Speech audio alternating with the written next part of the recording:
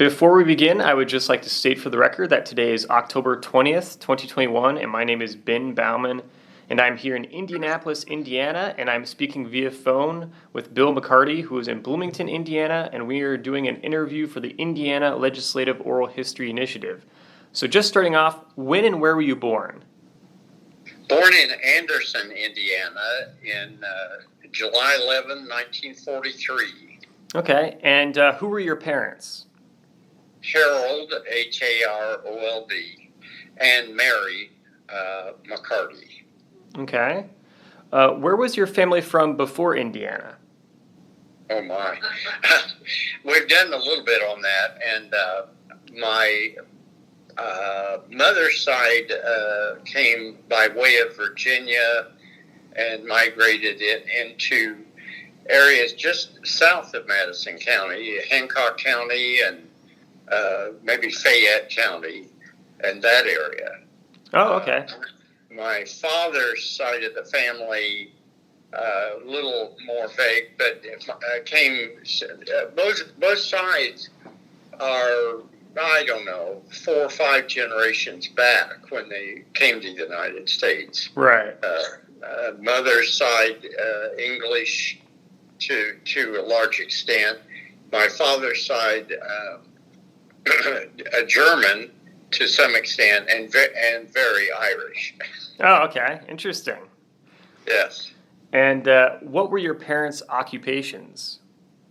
My father worked at Delco Remy in Anderson, so part of General Motors. Goodness, starting in the 30s, I believe it was. And my mother was a school teacher in the Anderson Community School System. Ah, okay. So school teacher and hourly employee at General Motors, Delco Remy, Anderson. Interesting. And did you have any siblings? Yes. An older sister who survives today, and her name is K-A-Y. McCarty, and a brother who lives in Florida, and his name is Donald. Okay. And who were the most influential people in your childhood? Your parents, or were there some other people as well, or? Oh, I would say my parents they were solid and pretty disciplinarian, but not excessively so, and also emphasized education and learning and those types of things. So my parents were a great influence. Sure. How would you describe your childhood overall? Happy, peaceful. We lived on the north end of Anderson in an area that actually had been a separate town at one point, North Anderson, but by the time they located there in like 1940, 41, and it had already become a part of Greater Anderson at that point. So I'm from North Anderson, and it had a distinctive neighborhood feel to it. It was a very people did identify as being from North Anderson even then. Yeah, okay. What understanding, if any, did you have about your family's political beliefs as a child? I was aware of their political dispositions. Historically, actually, my mother's side of the family, my mother's side had been Republican. She grew up on a farm in Pendleton, Indiana, just south there of Anderson, and grew up on a farm. Her parents got through the Depression reasonably well because of the Depression and being farmers. She, in fact, went to Indiana University during some of the Depression years. And so my father's side of the family, interestingly enough, was Republican, and in fact, his brother, he had a brother and two sisters, and they all were inclined to be Republicans. Okay. My father, somewhere along the line, decided to be the rebel, and was a Democrat, when I was growing up. And by then, both of them were. I would say let's say by 9 years of age or something, 10 years, I'm aware of the fact their party affiliation is primarily Democrat. Okay. Yeah. What schools did you attend as a child and teenager? North Anderson Elementary School, and through the 7th grade, North Anderson Elementary School. And 7th grade was considered junior high. And interestingly, the school was right across the street. Okay. They had built a just pre-World War II home in North Anderson, and it was a 5-minute walk to the school on the days I made it to school, which were most of the days. Yeah.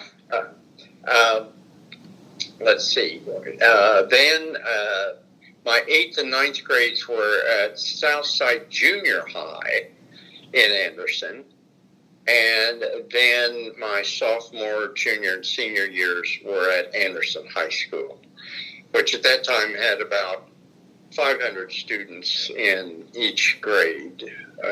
It was a good-sized high school at the time. And how would you describe your educational experiences at those places?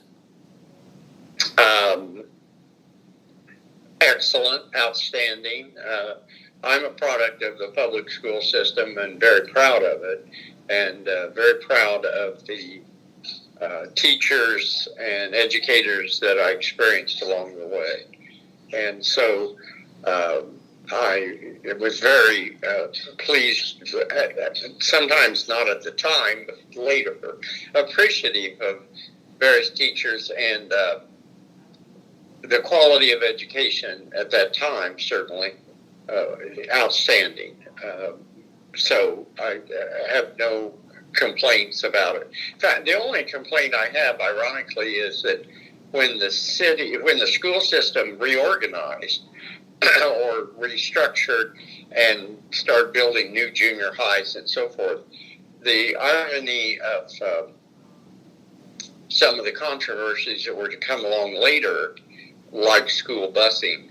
I went from a school that was a 5-minute walk to class to Southside Junior High, which was, let's say, 50 blocks, 60 blocks south on a bus that rode past Central Junior High School in the center of town, and all the way to the south side of town.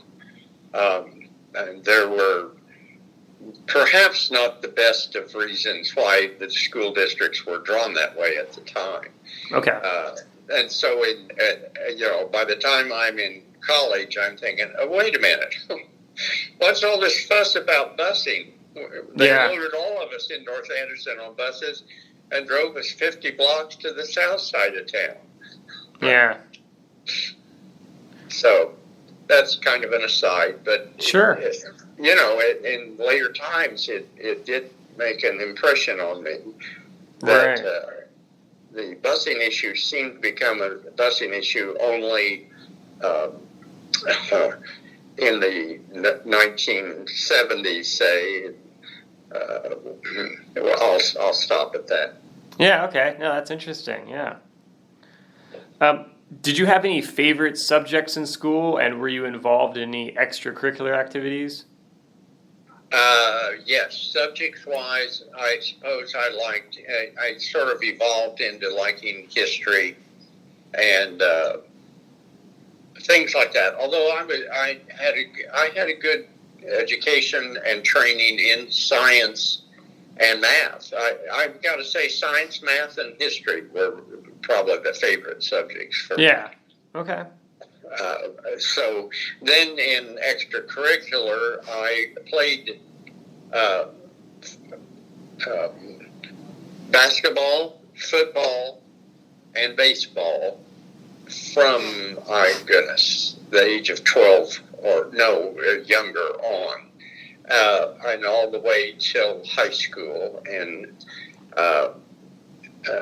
played baseball all through my senior year in high school. So baseball, football, basketball, not nearly as successful in basketball. And in my junior year, my arm was broken in football, and that I decided I was a little too scrawny for football. Okay. Then also I was in the band. Ah, okay. So I was in band all the way through high school, and played in the so a music affiliation as well as sports. Yeah, interesting. Let's see. What were your views about the state of Indiana as a child, or about being a Hoosier? Did you have any particular thoughts about that growing up, or? I suppose I was pretty oblivious to it. Okay. I was pretty happy with North Anderson, and that was kind of the world I was in. And sure. Then it began to grow in junior high, and certainly in high school, where both in junior high and then in high school, I had a much more integrated experience, and positively so. So those things began to register with me, especially in high school. Yeah. But was not immersed in political clubs and stuff like that in high school. Now, where did you attend college?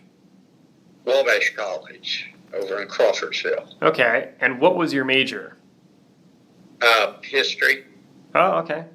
I basically majored in history, minored in political science. So by then, I had begun to be really drawn into history, political science, government, and a minor in Russian language as well. Interesting, okay.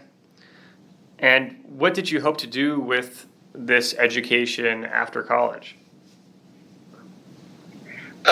Didn't know for sure. Because my mother was a teacher, I was attracted to the concepts of teaching and education at either the public school level or the college level, and sort of gravitated in that direction at the time. Yeah. And were you involved in any clubs in college, or? Well, I was in a fraternity, okay.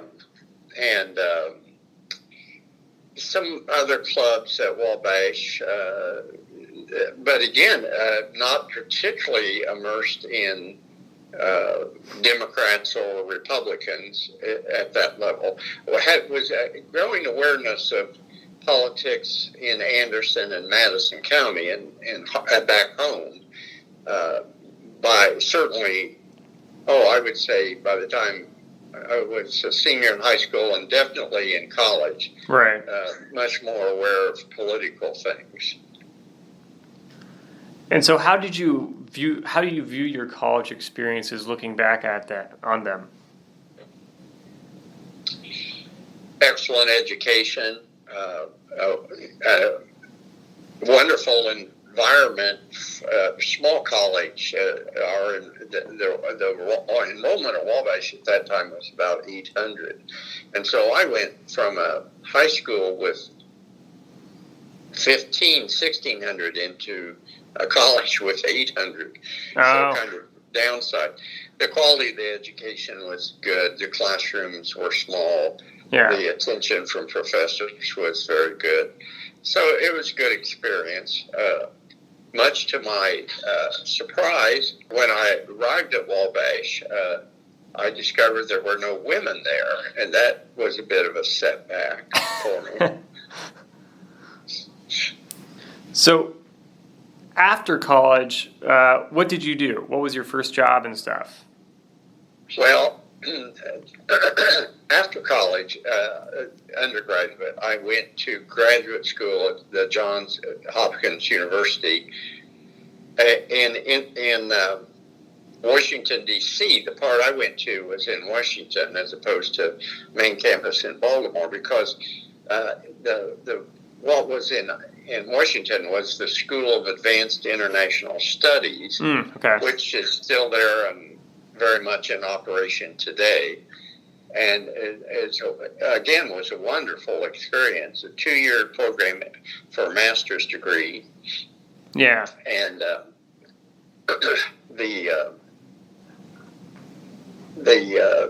exposure, that the interesting thing about John, it's an international relations school, right, and is designed to train and educate people both for the diplomatic service, for possible foreign service in the U.S. Foreign Service, or private service. A lot of my colleagues from Johns Hopkins went into international banking and things like that.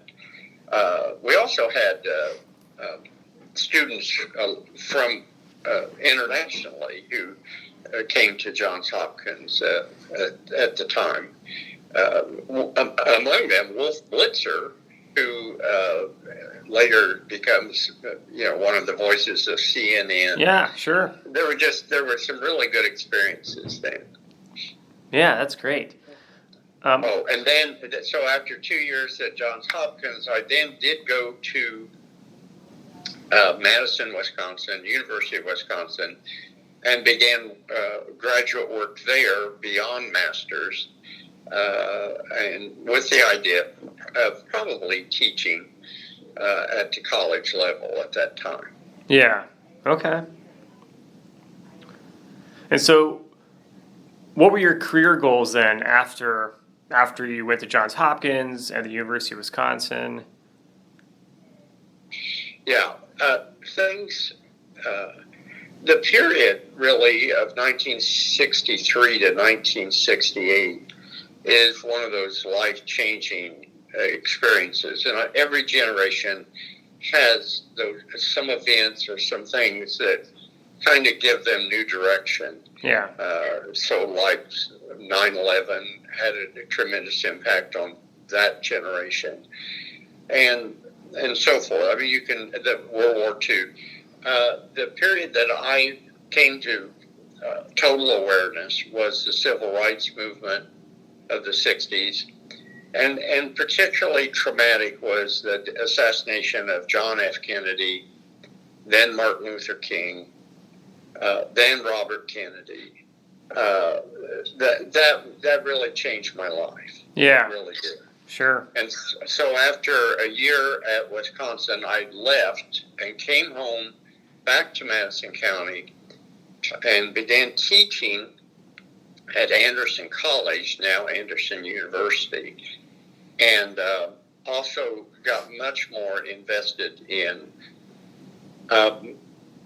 what was going on in Anderson and what was down at the local level, what did civil rights and all of that mean, and also Democrat politics. Began to be really interested in what was happening with the Democrat Party of Madison County. Yeah, okay. Interesting. So I'm teaching college in 68, 69, 70, and in 70, run for Congress. Wow. Run for Congress. I was 26, 26 going on 27. Wow. Ran for Congress in a Democrat primary, and there were about 7 of us in it, and I finished behind a guy named Philip Sharp in the primary by about 400 votes. Oh, okay. And he later, on his third attempt in 1974, becomes U.S. Congressman Phil Sharp from East Central Indiana. Served 20 years in that role, and I still think well of him. We were good friends. It was a time when you ran for an election, understanding that you could either win or lose, and either way, you accepted the results of an election and moved on. Right. I'm 26 and I figured out you win some, you lose some, and grow up. There may be another day, but accept it, and maybe it was easier to do that because Congressman Sharp was really a fine person and a quality person. Sure. And we had an extended cooperative relationship for years. Yeah. So after that defeat in 1970, I kind of tried to resort and see what to do, and end up. First, I worked for Larry Conrad. He was Secretary of State, and essentially in 1971, I worked for him in Indianapolis. Yeah. Secretary of State. Sure. Okay.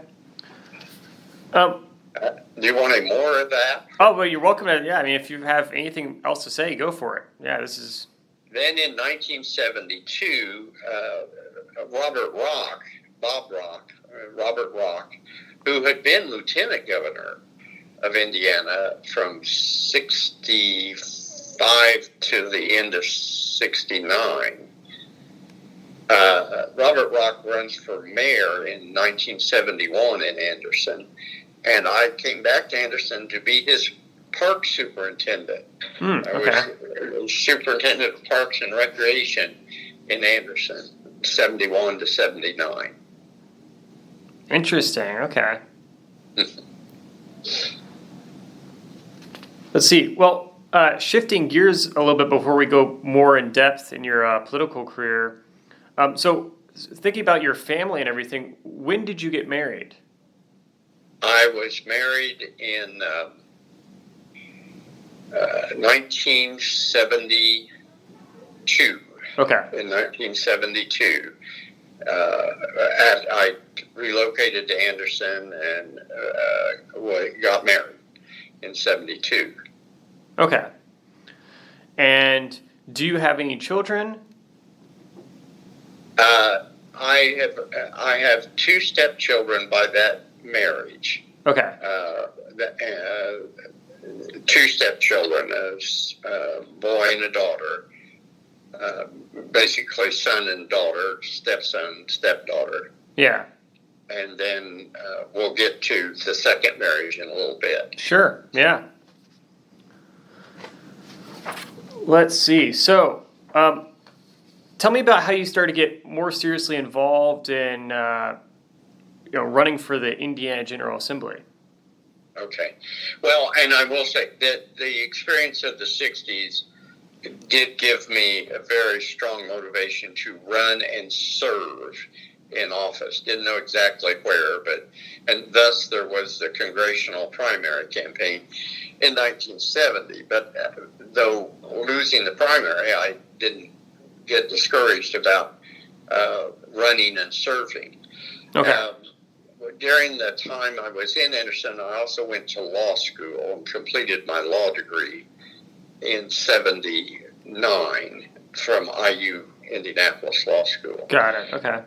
And so by that time, I, practicing law and still involved in politics. And then in 1982, I ran against an incumbent state senator for the state Senate seat from Madison County. And let's see, as you initially became involved in running for the Indiana General Assembly, were there any key issues or legislation that you really wanted to sort of fight for, or?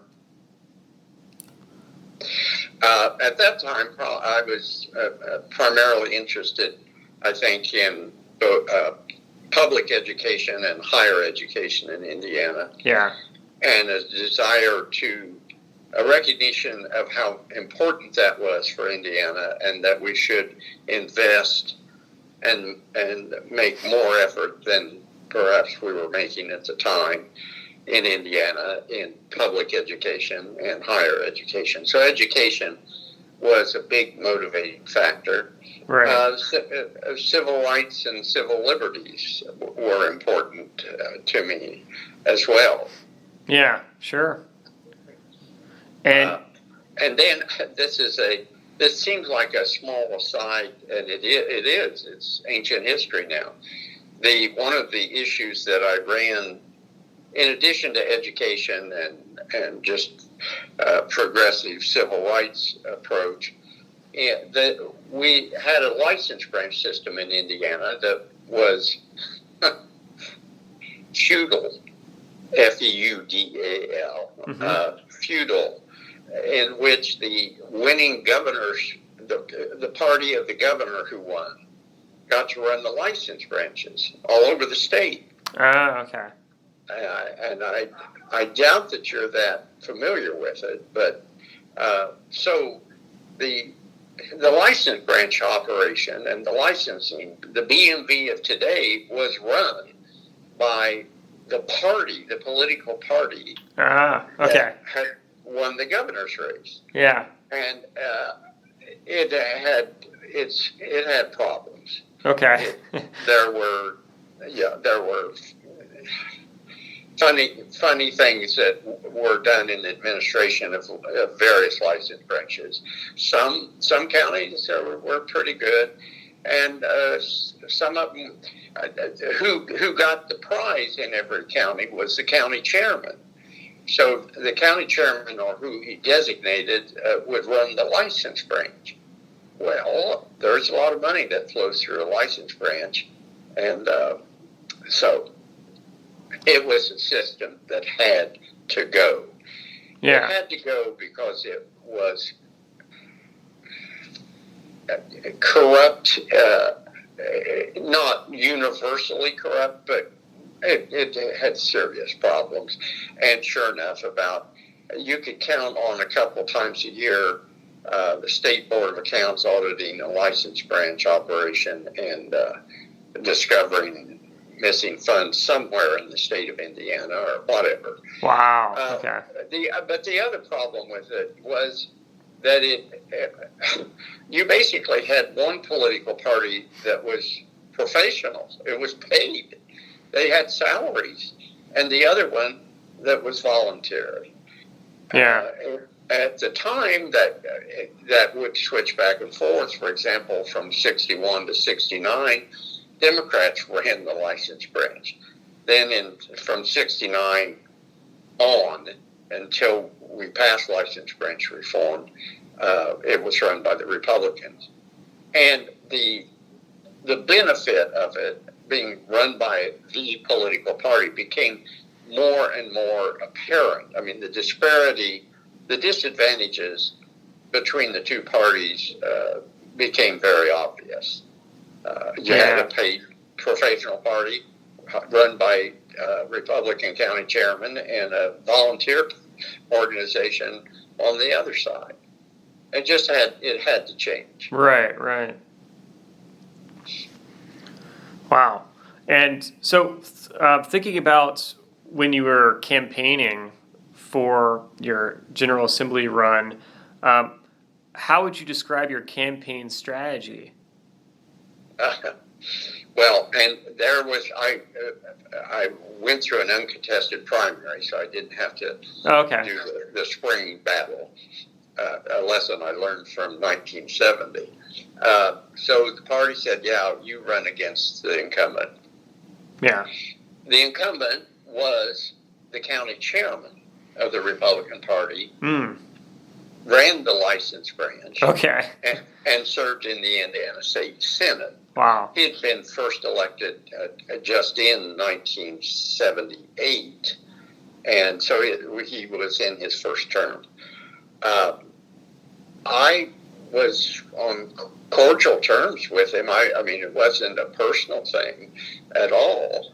It was an issues thing, and it was about adequate funding for education and some other programs at the state level, and license branch reform. Yeah.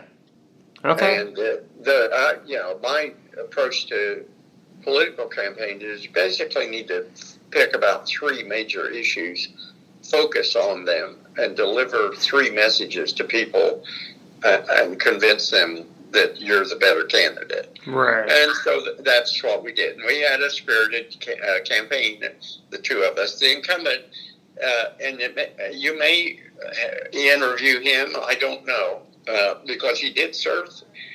Jim Abraham was the incumbent. Okay. And we had quite a contest. And in fact, the district at the time had just been redistricted in 81. Yeah. And was about a 52-48 Republican advantage, probably. 52-48 Republican, as best those things could be determined in 1982. Right. As opposed to 2011, when they can be almost totally determined about what the political makeup was. But it was 52-48, something like that. Yeah. Okay. Interesting. And what did you think of the election process? Did it seem pretty good and efficient, or? Yes, it was. Madison County ran good elections then, and it was efficient. You had, actually in some ways it was better than it is today, because you had precinct committeemen who were really active. I mean, they worked their precincts on both sides, Republican and Democrat.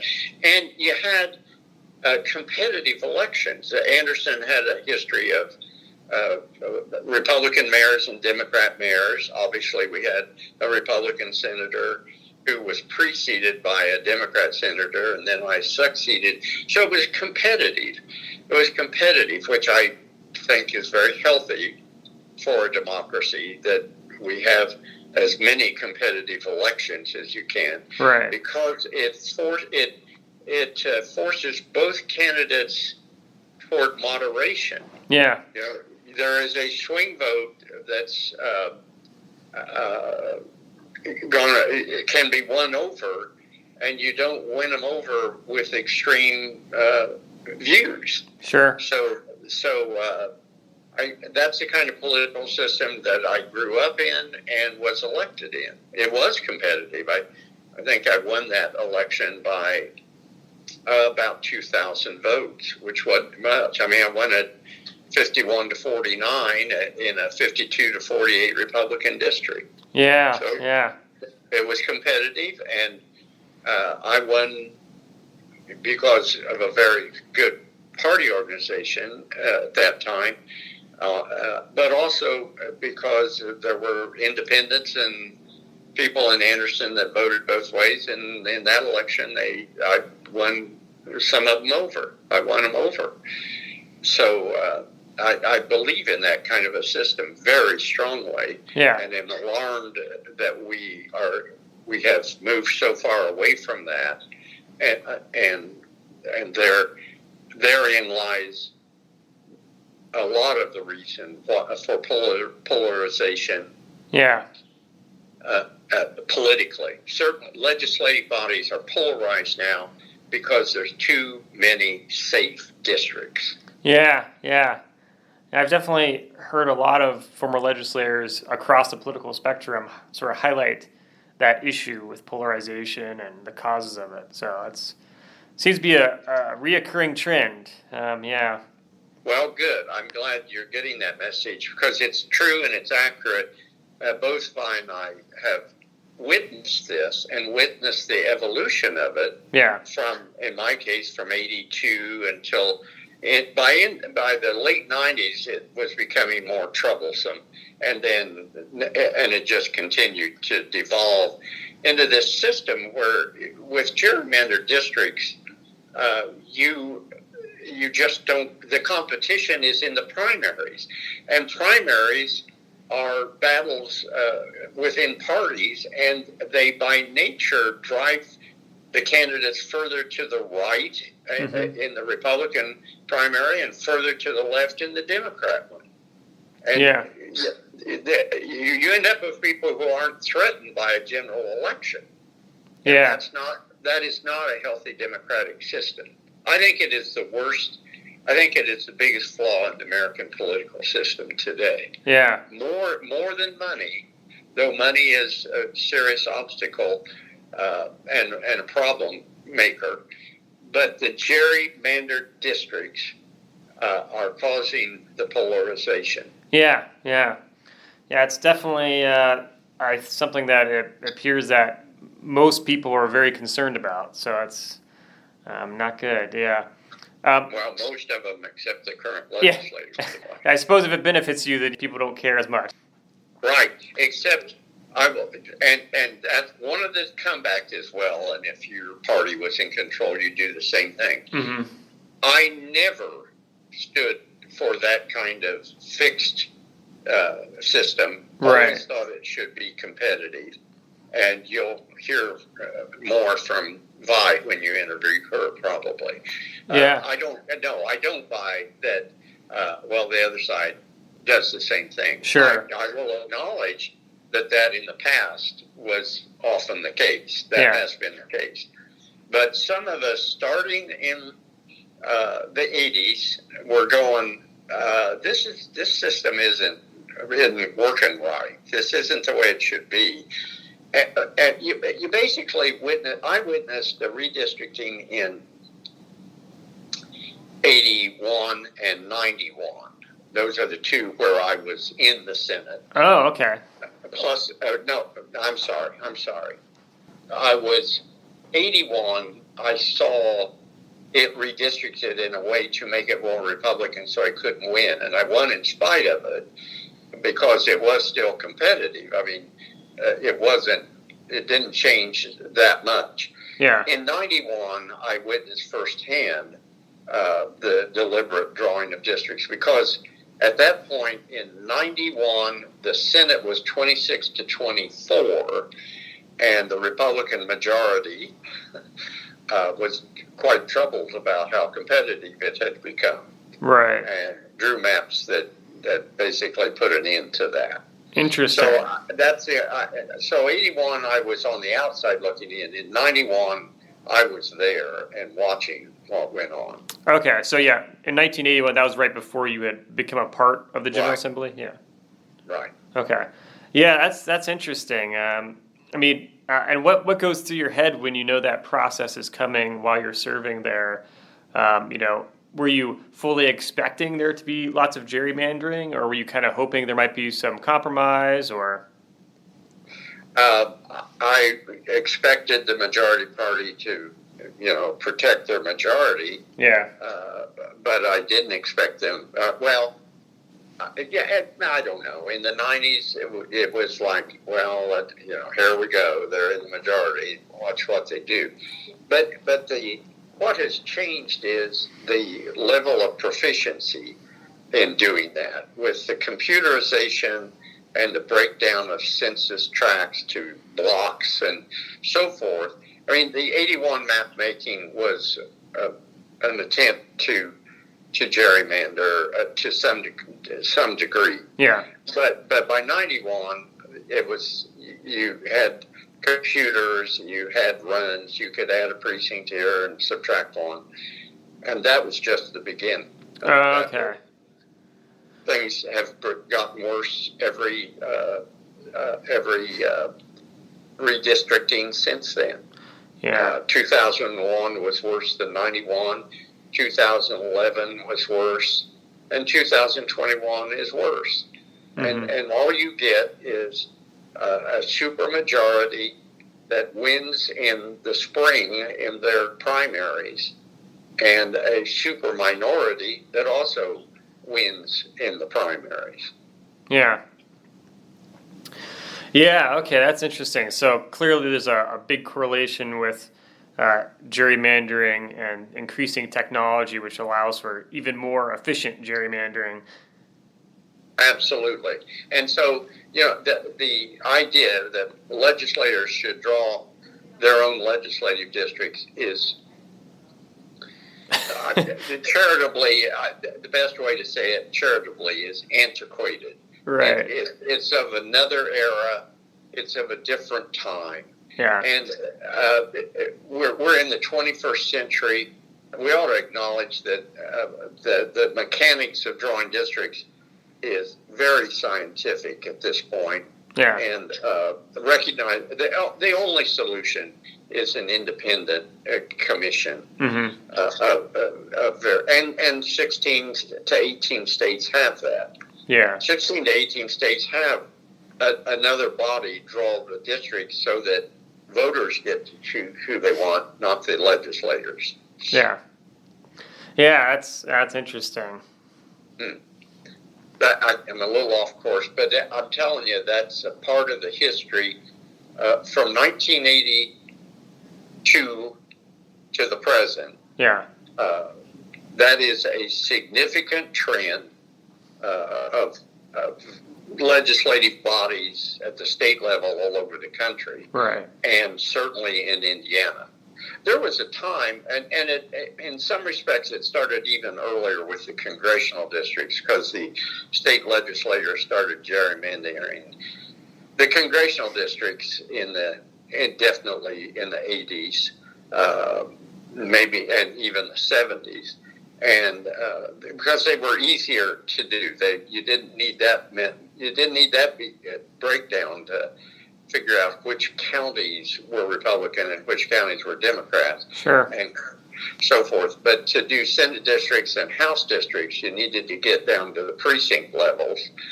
And by 1991, that was possible, and by now it's a piece of cake that can break it down. Like I said, not only precinct by precinct, but can even split precincts. Yeah, households. So wow. It's an evolutionary process.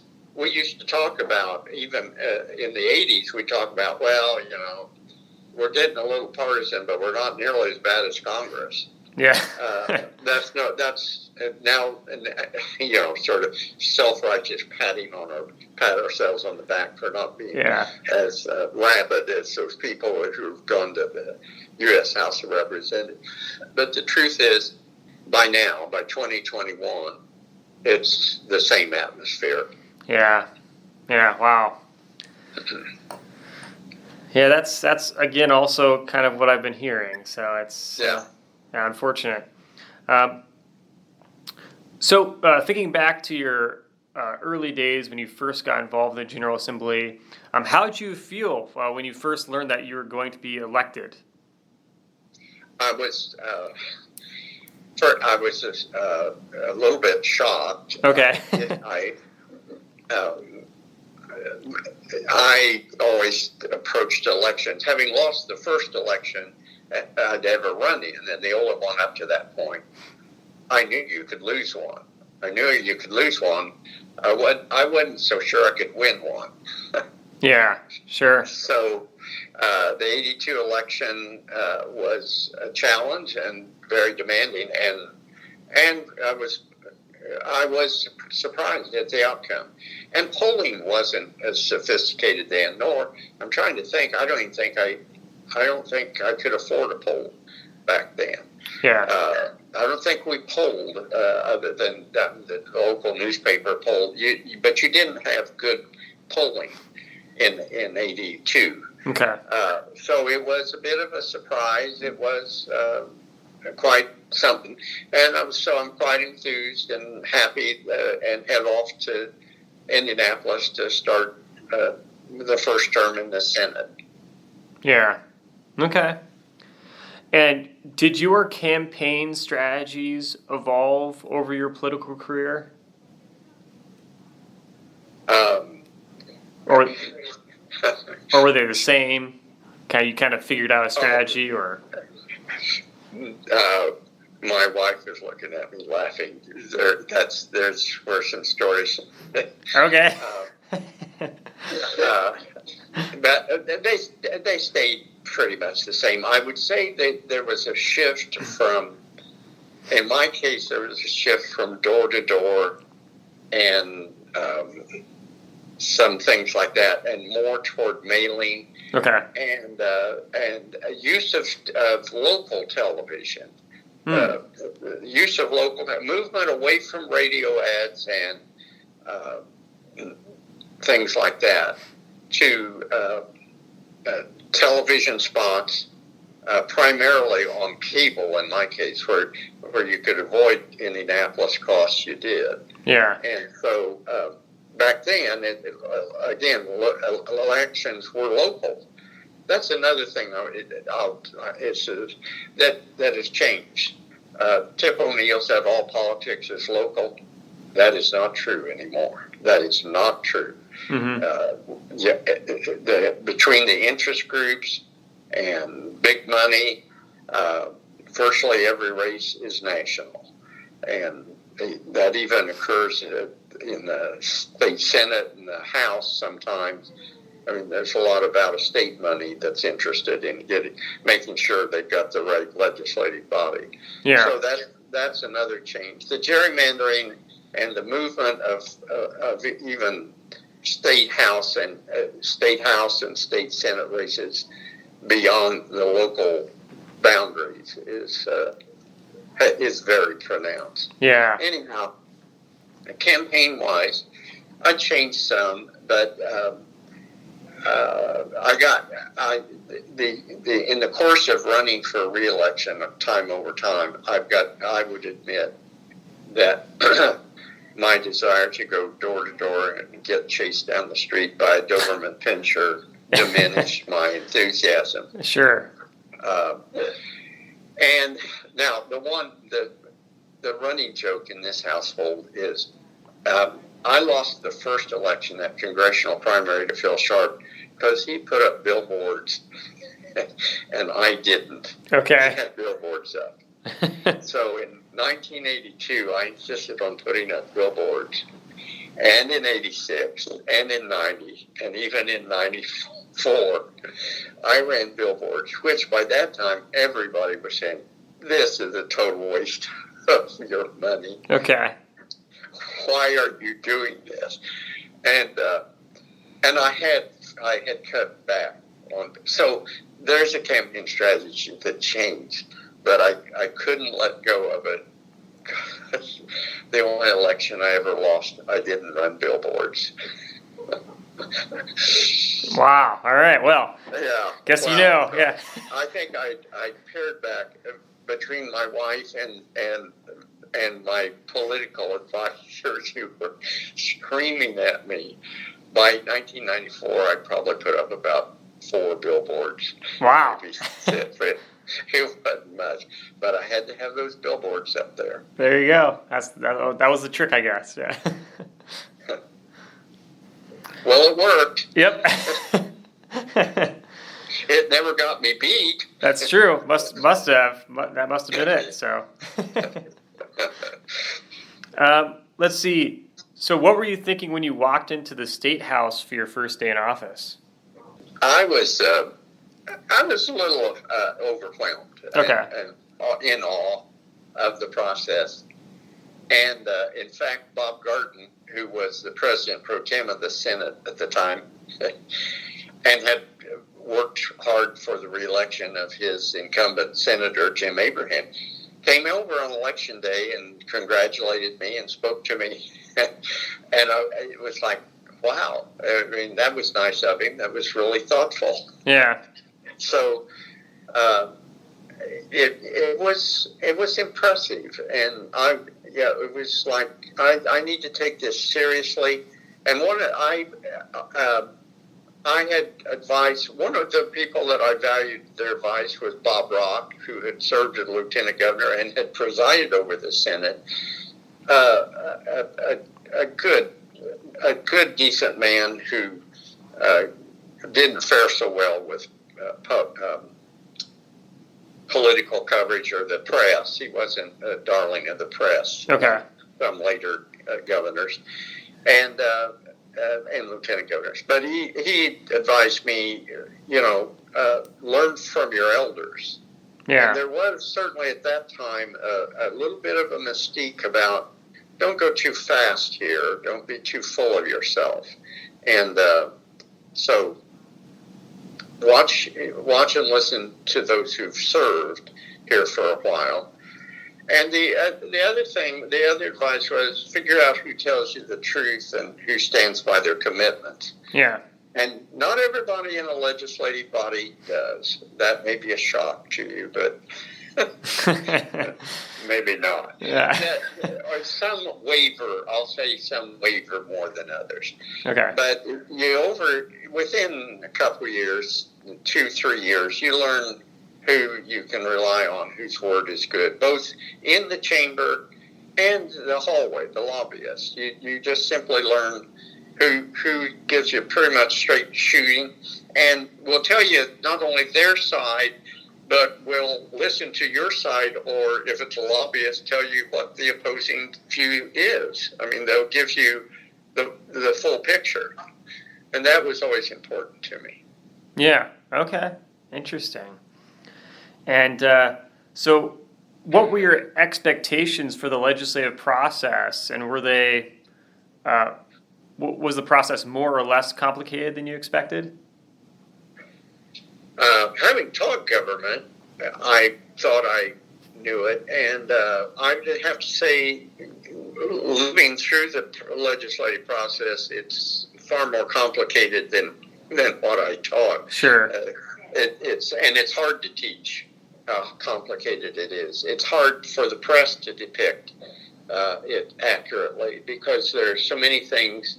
There's so many personal interactions and so many the things that happen not in the chamber but are discussions. And I'm not talking about secret down and dirty deals. I'm just talking about that a lot of finding common ground is found in conversations not on the floor of the Senate, but after the session or any number of ways. And again, that requires, if you're going to have a bipartisan type of operation, that requires people, Democrats and Republicans, to talk to each other, not just in the Senate chamber. Yeah.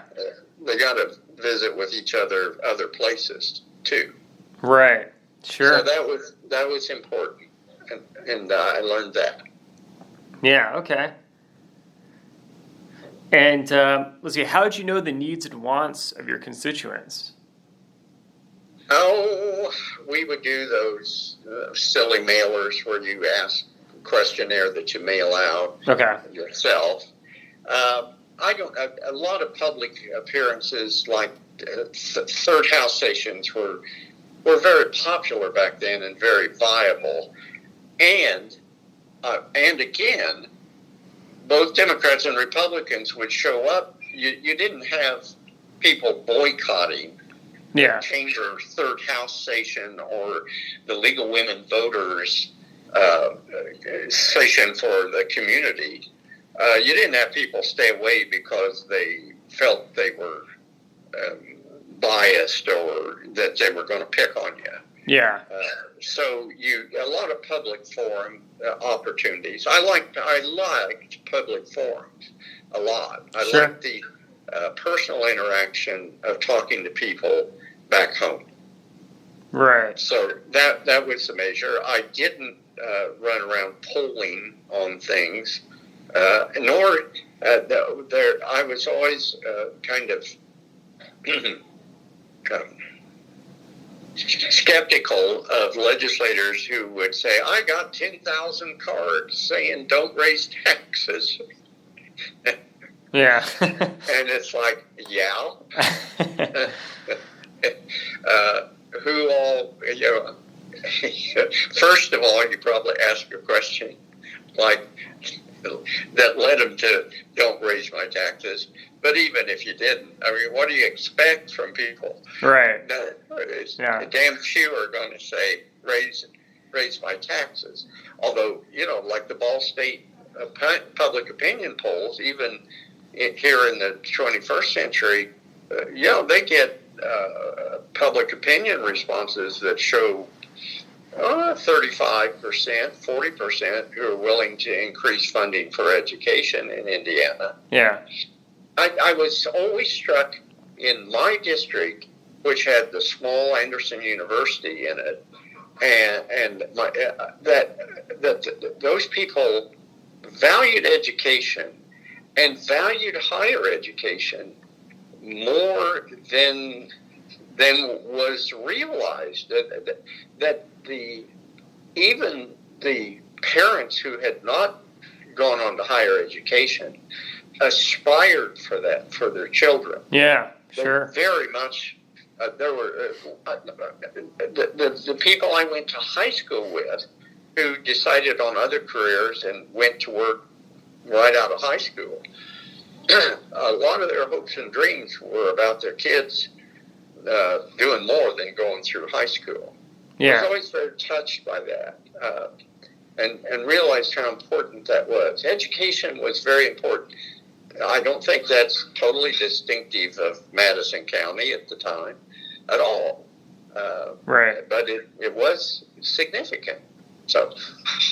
Yeah, no, that makes sense. Do you remember the first bill that you sponsored? Oh, goodness. If not, that's okay. But I always ask. Let's see. I don't. There were some minor bills early on. But the primary bill that I would either file or go on with somebody was the license branch reform. I mean, I did. I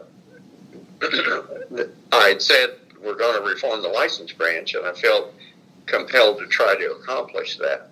Sure. I mean, if you're going to run for office and tell them you're going to do something, you better do everything you can to get it done, even if you're in the minority. And at this point, let me stop and say, I spent 15 years in the Senate. Every one of those years was in the minority.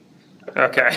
Yeah. So you did have to learn how to work with Republicans and either convince them to be supportive of your ideas, or in many cases go on board with their ideas.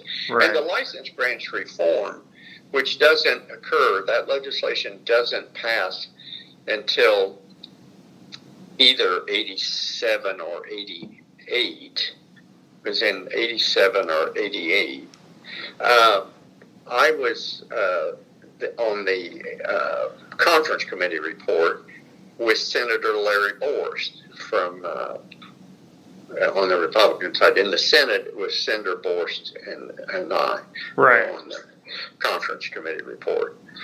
And we finally got a bill and got it to the floor of the Senate. Yeah, and the House, and it passed. And I'm trying to remember whether it finally passed in 87 or 88, and I just can't remember. But I do remember. And sure enough, you will remember the governor's election was carried by Evan Bayh in 88. Sure. What happened was, and in fact, the license branch reform really hadn't kicked into full effect by then, but the Republican organization was very unhappy that Bob Orr, the governor who was going out of office, had signed the bill, basically ending Republican county chairmen's income from license branches. And Evan Bayh won the election. Make no mistake about it. Yeah. And was a terrific campaigner. He won the election. It didn't hurt that the Republican county chairmen were less enthused than ever about whether their county went Republican or not, because their job was ending. So it was a reform that was long overdue. And for all the people who lament about their wait time in a BMV office today and so forth, whatever they complain about, they don't know how bad it could be. Yeah. So that was an accomplishment, and I was very proud to get that done. Yeah. Okay. Interesting. Another piece of legislation that I was co-author on was Senate Bill 1. That comes later, not in the first term, but later, which was bank reform. Oh, okay. And which allowed for cross-county banking and allows for the banking system we have today. And I have good days and bad days, reflecting on the wisdom of me being a proponent of what we have today. Oh, okay. Interesting. Yeah. It was, Indiana by that time was like one of, I don't know, 8 states that didn't have cross-county banking and the growth of banks and so forth. I mean, it was a tide that was going to happen sooner or later. And it was sort of like, well, let's do it on the best terms we can and on terms where we hope we can save community banks. Right. And that's been difficult to do. There are still some community banks, locally owned banks, but damn few. So I have positive and negative feelings about that legislation. Sure. Okay. Let's see. What differences did you notice between members of the House and Senate? Now, this is a question that you ought to do an off the record. You ought to ask former House members and Senator members to be totally candid Well, on this one. I'll be honest. I think most of them have been pretty candid, regardless. It's pretty funny to hear the back and forth. Actually, yeah. And the House members would tell you, we take action, we get things done, and the senators talk it to death. They agonize and spend a whole session agonizing about everything. And there's some truth to that. But there's definitely a difference between the two. Yeah. The size makes it so to some extent. You get less attention to detail, more flurry of activity in the House. Right. And at least in the 80s, the caucuses and the caucus leadership was more controlling in the House than in the Senate. Okay. Over time, that's changed. And I'm not around them, and I don't know which is more controlling anymore. But the centralization of decision-making and leadership has occurred in both chambers. Yeah. At this point. In the 80s, when I first went to the Senate, you had senators, Republicans and Democrats, who filed bills in their name. By the time I left the Senate, if you didn't have a Republican as the first author or the first Senate or first sponsor of a bill, it was in trouble. Okay. It was in big trouble. Yeah. So there was another evolution away from, sort of this bilateral, you can pass bills, we can pass bills, because we're really just interested in the substance of the legislation. Right. By the 1990s, it was, where's the Republican on your bill? And shouldn't he be the first author on your bill? Wow. So, it evolved over time, and it was an erosion the thing that always astounded me, and I would every session when the rules would come out for the session, and the President Pro Tem and over in the House, the Speaker would inject some new rules to strengthen their power. In the Senate, I would always ask the majority caucus, "Why are you voting for this? You're giving up your rights. You're surrendering some of your influence and power to the leader." Right. But they would, and thus we have what we have today. Wow. And you do have, I believe the Senate Republicans, for example, caucus and won't allow a bill to come to a vote unless a majority of their caucus approves it. Yeah. It may be even a higher barrier than that, but it's like if they go to caucus with their 38 members or 39 members, and only 17 of them support it, then it doesn't get a vote on the floor. Well, that's pretty detrimental to debate and so forth. Right.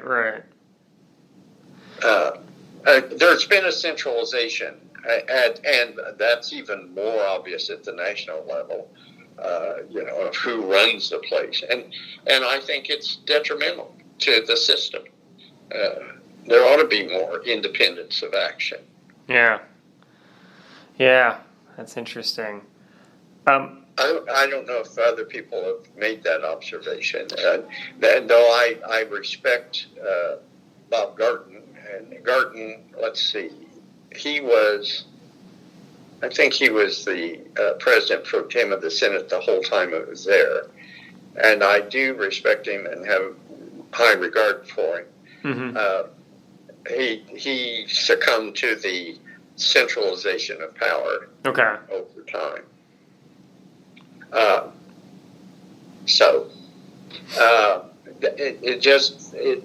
It was a much more, the Senate particularly, I got started on this because that was a difference between the Senate and the House. Yeah. The Senate was 50 senators with varying degrees of independence and influence and sort of individual initiative. The House had, as time went along, was caucus driven. Yeah. More disciplined. Okay. That kind of thing. Now, there were exceptions in the House. Jerry Bales, may he rest in peace, was a Republican who was a surprise for everybody all the time. And often a very, just a wonderful,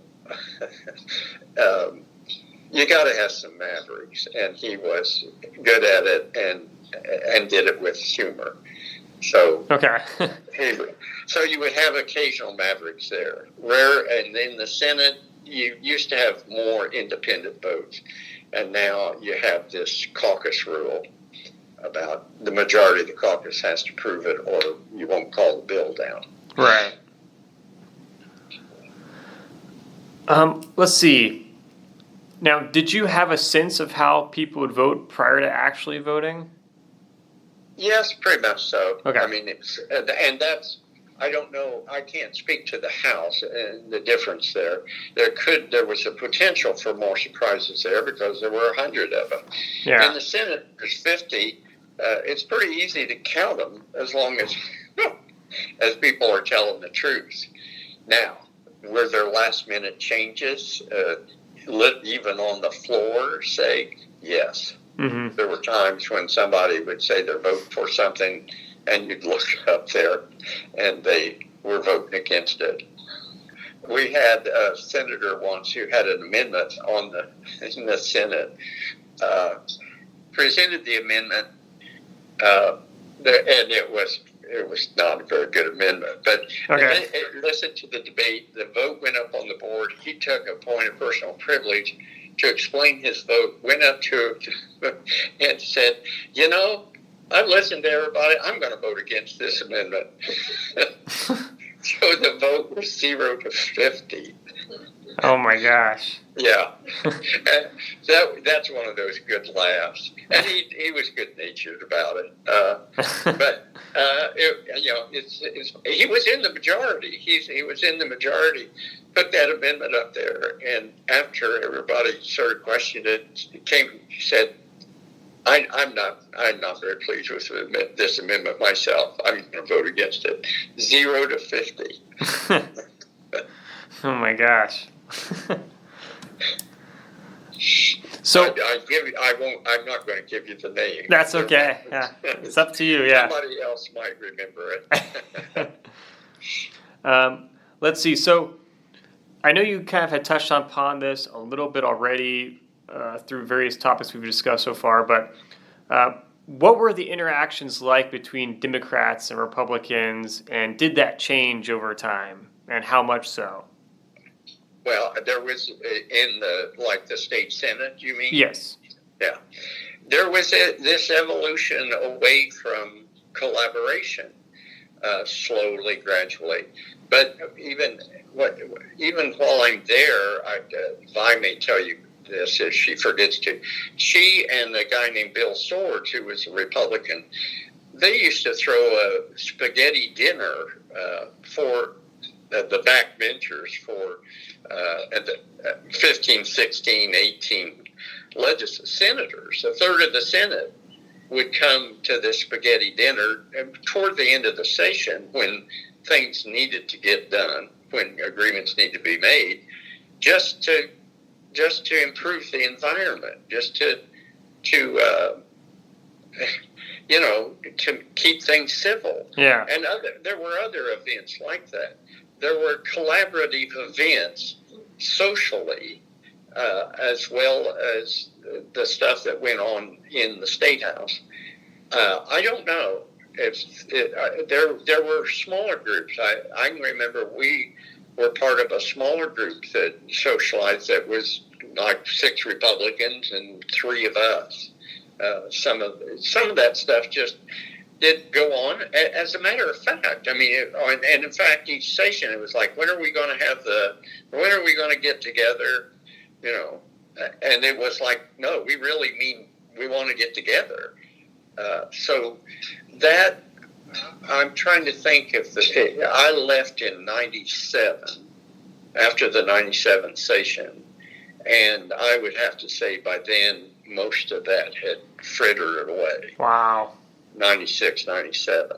It just did over time.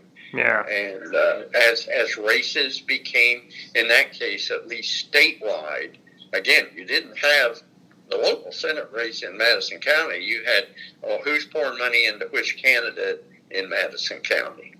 Yeah. And one of the reasons that happened was there weren't that many competitive districts anymore. So you didn't have interest groups and citizens spreading money out around the state. You had, what are the 4 competitive Senate races this time? Right. And all the money would pour into those districts. So you had, and so it became a state thing, and the animosities, I think, got worse. And for one thing, state, the leaders of the caucus didn't care who you were running against. They cared, how can we convince people that person is a terrible person. That there was no personal connection for somebody to, for a caucus leader or somebody to come into a district and crash the opponent. I'm not saying that happened on a widespread basis, but at an earlier time, you'd have the Senate Republican leader come and endorse Jim Abraham for senator, but it wasn't aggressive. It didn't get hyper. You didn't overstate things beyond belief.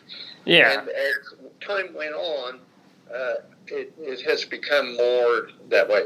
And the biggest problem there is there just aren't enough competitive districts. If you had 25 Senate races up and 15 of them were competitive, right, you'd have everybody's resources and attention spread out around various parts of the state. And I'm not kidding. In the Senate, there aren't 4 competitive races each time. Yeah. There aren't 4. Wow. There might be 3, 2, sometimes 1. And if you look at the margins in the other races, what I say would hold up. People are winning by 4,000 to 12,000 votes in those other races. So all the attention gets focused on 3 to 4 races. And the House has become the same way, really. Yeah. I mean, there you probably have maybe 10, 12 competitive races out of 100. And why? They're gerrymandered. It all for me, it flows back to the gerrymandered districts. Yeah. So. Yeah. Wow. Yeah. Let's see. How did your legislative service affect your family life? It took its toll. Okay. There was time taken away from home and actually also from my occupation as an attorney. Yeah. My business life and my home life suffered, and they did suffer. Mm-hmm. There was a time when attorneys ran for the General Assembly to help their law practice. By the 90s, that was no longer the case. We were having too many special sessions. We had a couple of years there where we were in session 5 months, one of them basically 6 months out of the year. That's not a way to run a law practice. Yeah. So everybody, they used to complain about, the damn lawyers, all the lawyers running the legislature. That devolved, that disintegrated. And I don't know what the percentages are now. I don't know how it breaks out. But the public image of a bunch of lawyers down in Indianapolis is not true. Okay. Yeah. Yeah. It is not true. Right. And for better or worse, I mean, it's clearly, a diverse citizen legislature.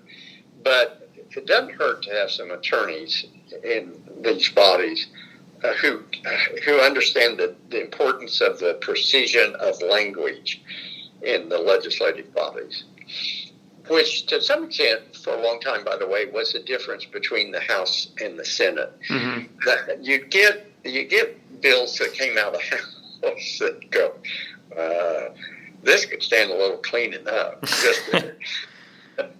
Now they will rebel against that, but it was like, holy cow, this thing is, Yeah. But somebody threw something against the wall. If we're serious about passing something, we got to make this legal. Right. So. Sure. So, the body itself has devolved into far fewer lawyers, I believe, and I don't know where everybody comes from anymore. Yeah. Yeah. But anyhow, yes, my law practice suffered and personal life suffered. I went through a divorce in 1987. Okay. So 15 years took its toll. Sure. And so when did you remarry? 1989, November of 1989, the day after Organization Day of 1989 in November. Okay. And fortunately, I can tell you that was the day after Organization Day was November 22nd. Okay. Which is my wedding anniversary. Yeah. I better remember it. Yeah. So Sure. We got married then. Yeah. And I married Vi Simpson, who was the incumbent state senator from Senate District 40. Okay. Which was Monroe County and Brown County for the most part. And so what was it like serving with your wife then? So in some ways different, and not as different as our fellow senators thought it might be. Okay. We had 148 legislators who were basically going, now how's this going to work? Yeah. Yeah. How is this? And we maintained separate residences, 93 miles apart. Okay. I in Anderson, she in Bloomington. And we co-served for 8 years. And we did have some people, most of it on the Republican side, who really were concerned about that and were concerned that, we'd be voting as a twosome. That was not the case. Okay. We represented our districts, and I'm very proud of that. Yeah. She is too. We represent our districts. Yeah, our political views were in many ways, philosophically, in the same general area. And I'll give you a specific example. There was a bill to abolish or suspend the auto excise tax on new cars to improve sales of cars, to pick up the economy. I voted for it. Vi was, I won't say she was appalled, but she didn't see the need to carve out a special designation for vehicles, not to, what was it, the sales tax that we weren't going to collect on them? Yeah, we're going excise tax on the automobiles. Excise tax was not to, but we were on opposite sides there. Yeah. We are on opposite sides on the death penalty. Yeah, okay. Just on a social issue, even. So we would have split votes, and then so we'd vote together on a lot of things. But there was no collaboration. You know, we're going to cast 2 votes for it. Right. That didn't happen. There was some concern that I would influence by. Okay. Little did they know. And there was a period where there was 2 years. We were both on Senate Finance, which was a body of about, I don't know, 15 or 13 legislators. And one of the staff people even was concerned that this block of 2 could impact the outcome of something in Senate Finance. Okay. Yeah, they were tallying how we voted. That was a staff person who was overwrought about it. Wow. And of course the answer was, do you know Larry Borst? He isn't going to allow people to pull a fast one on him. Or, sure. I mean, it was like, you don't think Larry Borst can keep an eye on that. And it just didn't happen that way. And we'd have split votes in Senate Finance. So, and over time, then, I'd say after about 3 years, 2.5, 3 years, people, that was a non-issue. People were over that. Okay. Now, every once in a while, you'd have, we'd have a House Republican at dinner one night go, now, you 2 are married? How does that work? We literally had a guy. How does that work? Oh, God. So every once in a while, we'd have somebody who the Senate became very comfortable with it. Although I remember there was a bill that I was a proponent for and carried. And we had just passed a bill that a Republican had passed that was everybody had some concerns about, and the Republican said, "We'll clean this up over in the House." And then this bill that I had, and a bunch of Republicans got up and started saying, "This cannot go further. We can't allow this to go be cleaned up in the House." And I was assistant leader at that point. And as assistant leader, I saw one of my roles as defending our caucus members. And I went to the microphone and said, now, wait a minute. Didn't we just have a discussion about a bill like that one of your guys was carrying? And so even our caucus thought I was coming to the defense of my wife. Okay. It happened, circumstances were that it was a bill she was a proponent of. Right. It wasn't. I saw my role as very definitely to defend against unfairness Democrats in our caucus. Yeah. And I did it for other senators other times, too. If they were either being made fun of or that just get ripped apart for some bill or some amendment. Most of us function through amendments, and it was sometimes you just had to go, wait a minute, folks, can we just kind of look at this? And which I don't know. Sometimes that worked. A lot of times it didn't. But I didn't like for things to just I didn't like to see people get run over. I'll say that. Yeah, okay. Well, that makes sense. Yeah. Now, did you and Vi ever sort of debate each other in a committee or whatever on like a bill or an issue or on the floor or? Not on the floor. I can't recall on the floor doing that. Okay. At home, I can guarantee you we did at home. Yeah, well, naturally, there was no lack of debate or also suggesting positively things, wording in the legislation or something. And so we certainly had conversations. It wasn't that, once we left the State House, there was no political conversation. Right. We definitely had conversations. But we didn't differ on the floor. We would cast differing votes in that Senate Finance Committee. That's the only one where we served together. Okay. There might have been an amendment that I would have voted against that she voted for. Something like that may have occurred, possibly. But it wasn't. It just wasn't. It turned out to be this whole marriage and being jointly, the two of us serving for 8 years in the Senate, in that respect, turned out to be pretty routine, unremarkable. Yeah. Not that big a deal.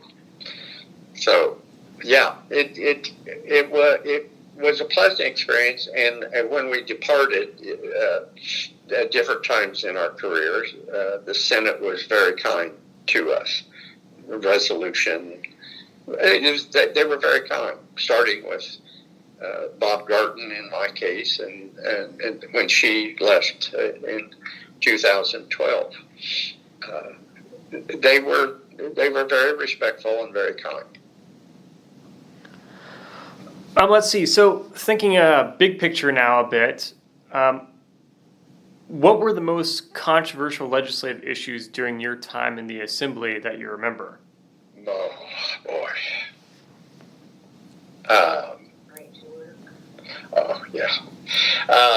I was one of the obvious ones that went on for half a dozen years was gaming and gambling. Okay. The riverboat, first horse racing, which I was very invested in because of Anderson and the track at Anderson. Yeah. Cared a great deal about. So it starts with horse racing, and then lottery, and then riverboats. And that consumed, in some ways, an inordinate amount of time from the late 80s into the year 2000. Yeah. At least. So gaming, gambling, horse racing, the lottery, that one. You can tell by my response, it really wasn't, it shouldn't have been that big a debate all the time, but it was. On the other hand, issues that I cared deeply about, and I think Indiana has gone the wrong direction on, is right to work, which transpired and, in fact, precipitated that House walkout in 97. It may have been in 97 when that occurred or not. It's the same year that the Colts hosted the Super Bowl at Indianapolis. Yeah, and it came up every year, actually. And then when the Republican majorities got big enough, they decided to push it on through. So right to work and labor issues like that. Both of us always had the philosophy, follow the money. So both of us cared a lot about the budget and how it was together. I was an alternate member of the State Budget Committee for about 6 years or something like that in the 80s. Vi was first an alternate member later on, and then full member, and then chaired the State Budget Committee when the budget director was a Democrat. So both of us had a lot of involvement in money, in where does the money flow to. Right. In the end, it is all about the money.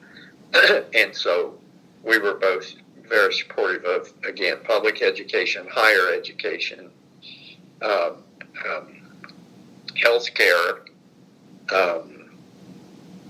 the welfare system, and how it could be better implemented in families and children. Vi's coaching me here a little.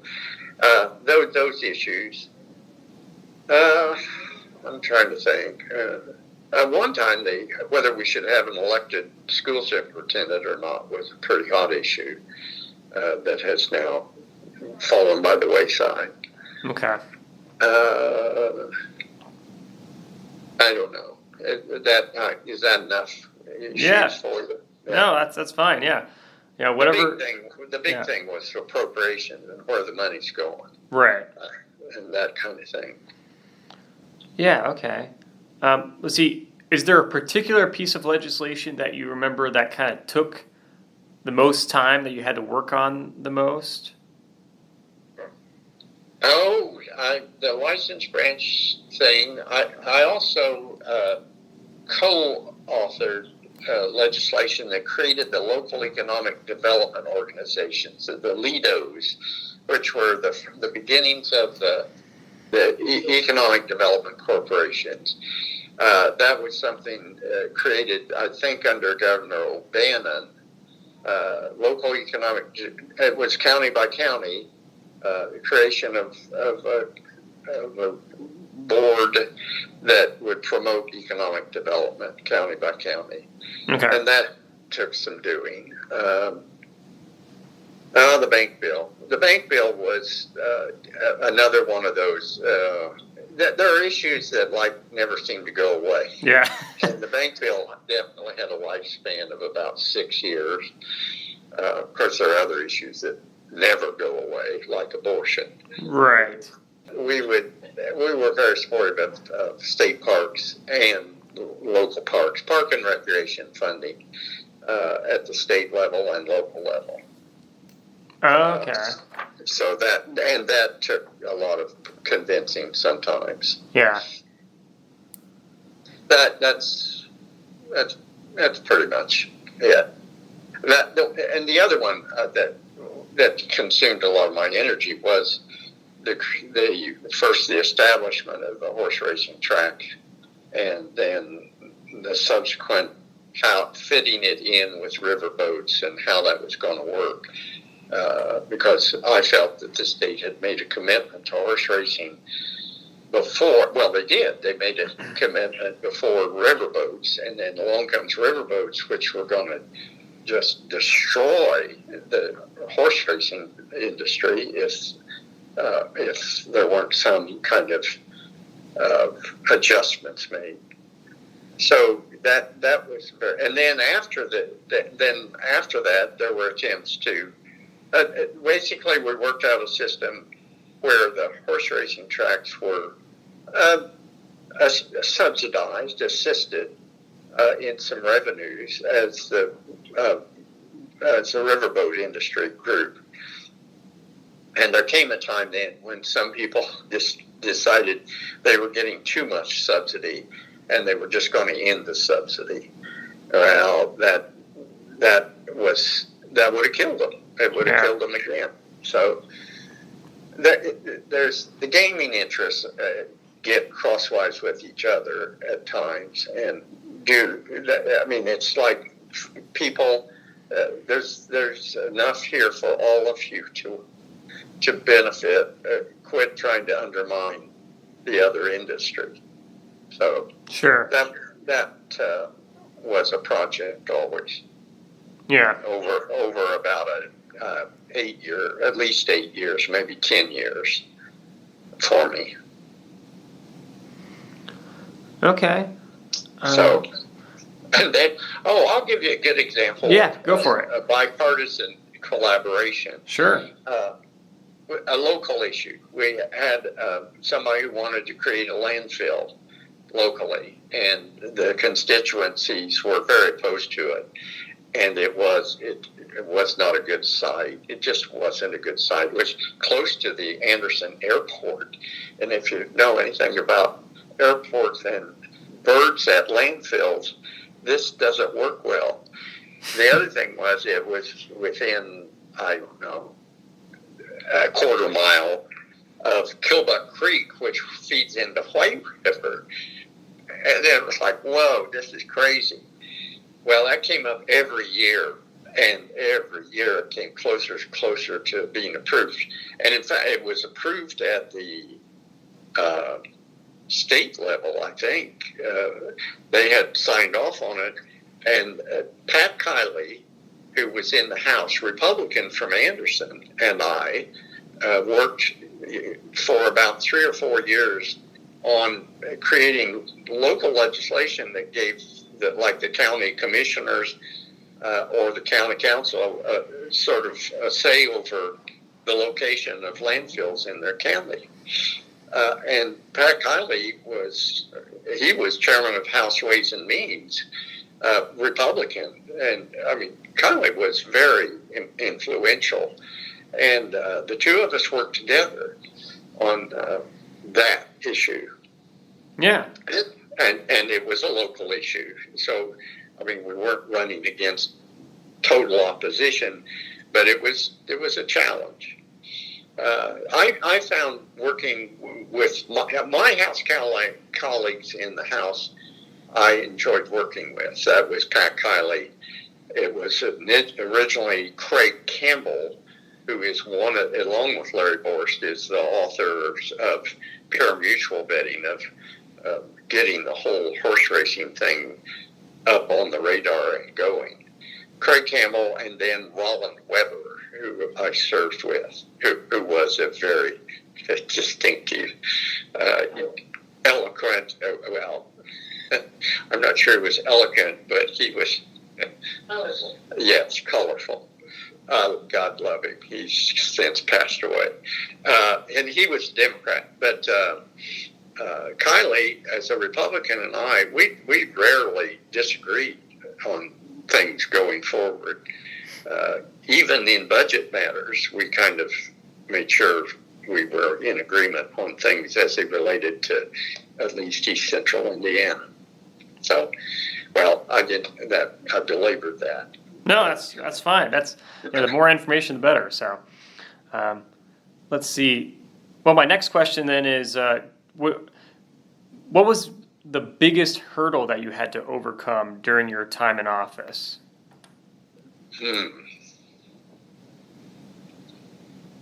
Probably just being in the minority and dealing with being in the minority, and psychologically trying to deal with being in the minority. Yeah. As I told Earlene Rogers, after about 4 or 5 years, I told Earlene Rogers, I begin to understand what a minority treatment is. And then I quickly added, now, as soon as I walk out of the State House, I don't have to deal with that, and you do. But I remember saying to her, for the first time, I get the sense of, am I being disregarded, disrespected, not paid attention to, or worse? None of that is worse. It's not fair to compare that to the experience of racial discrimination, but minority status is a wake-up call. Yeah. Spending 15 years in the minority status is difficult, and we can't. It was wearing. It was wearing, and when I left the Senate, I was ready to leave the Senate. I was ready to leave. So, but it was difficult. It was difficult to be told, well, you can't have your name on first author on a bill, or don't have a House Democrat send you a bill where you're the first sponsor. I mean, as the erosion of any independence of action occurred, it was more and more frustrating. Yeah. So I guess you just kind of got worn out, and that's why you kind of left. Yes. Yeah, and the other thing, I mean, I doubt if I would have run for a fifth term. I doubt if I would have run for a fifth term. But in the 3/4 of the way through the fourth term, in the third year of the fourth term, which is 1997, Frank O'Bannon is elected governor, and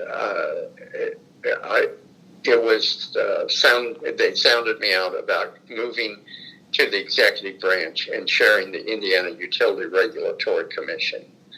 And after agonizing about it, I did. I accepted.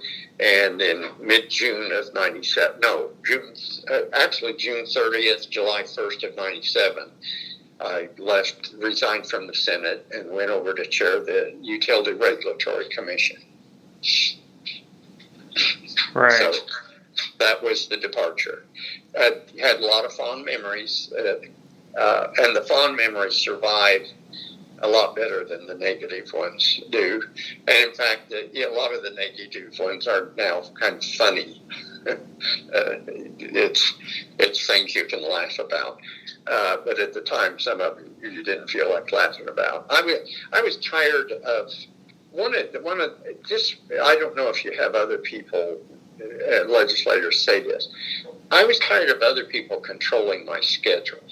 Yeah. You couldn't make plans for vacation in May or June, Yeah. but you were likely to have a special session. You could, some weeks you couldn't decide. You didn't know whether you were going to be in session or not session, and there's something about living a fairly independent life, and it's very frustrating to depend on somebody else to tell you what your schedule is. Sure. And now over a while, that just got to be totally wearing, too much. Right. Yeah, I mean, I've heard some other legislators talk about how it kind of wears you down after a while serving there, and especially if you don't live close to Indianapolis, it's Right. pretty tough. Let's see. So I have a couple more specific questions based on some things I kind of found in some old newspapers, and then I have just a handful of big picture questions, Okay. just kind of reflecting on your service. Because I've kind of imposed on your time here. Oh no! I mean, believe me, I've had some really long interviews. It just depends on the person. I've had some that go well over 4 hours just because Oh my gosh. someone just has so many things they want to talk about. So it's totally fine, part of the process. Well, let's answer your questions then. Okay, so I read something about that you might have been involved with a little bit, called the Living Will Bill. Do you remember that at all? Oh my gosh.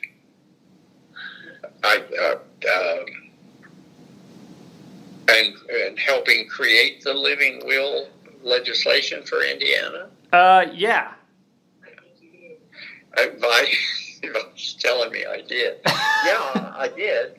I don't remember it being controversial, though. If it wasn't controversial, I don't remember a lot of the things that I did. It's the controversies that you remember. Yeah, I think I helped create the Living Will statutes for Indiana. Yeah, okay. That one was pretty clean and straightforward. Okay. Because I noticed that was covered in the newspapers several times in the 90s, and was just curious to bring it up and see what you remembered about it. So. Yeah. That one was not a difficult. Trying to think who conjured up why that was a bill. I'm sure there were opponents. But Yeah, the newspaper had talked about there was some debate going on and that the chances of the bill passing were uncertain.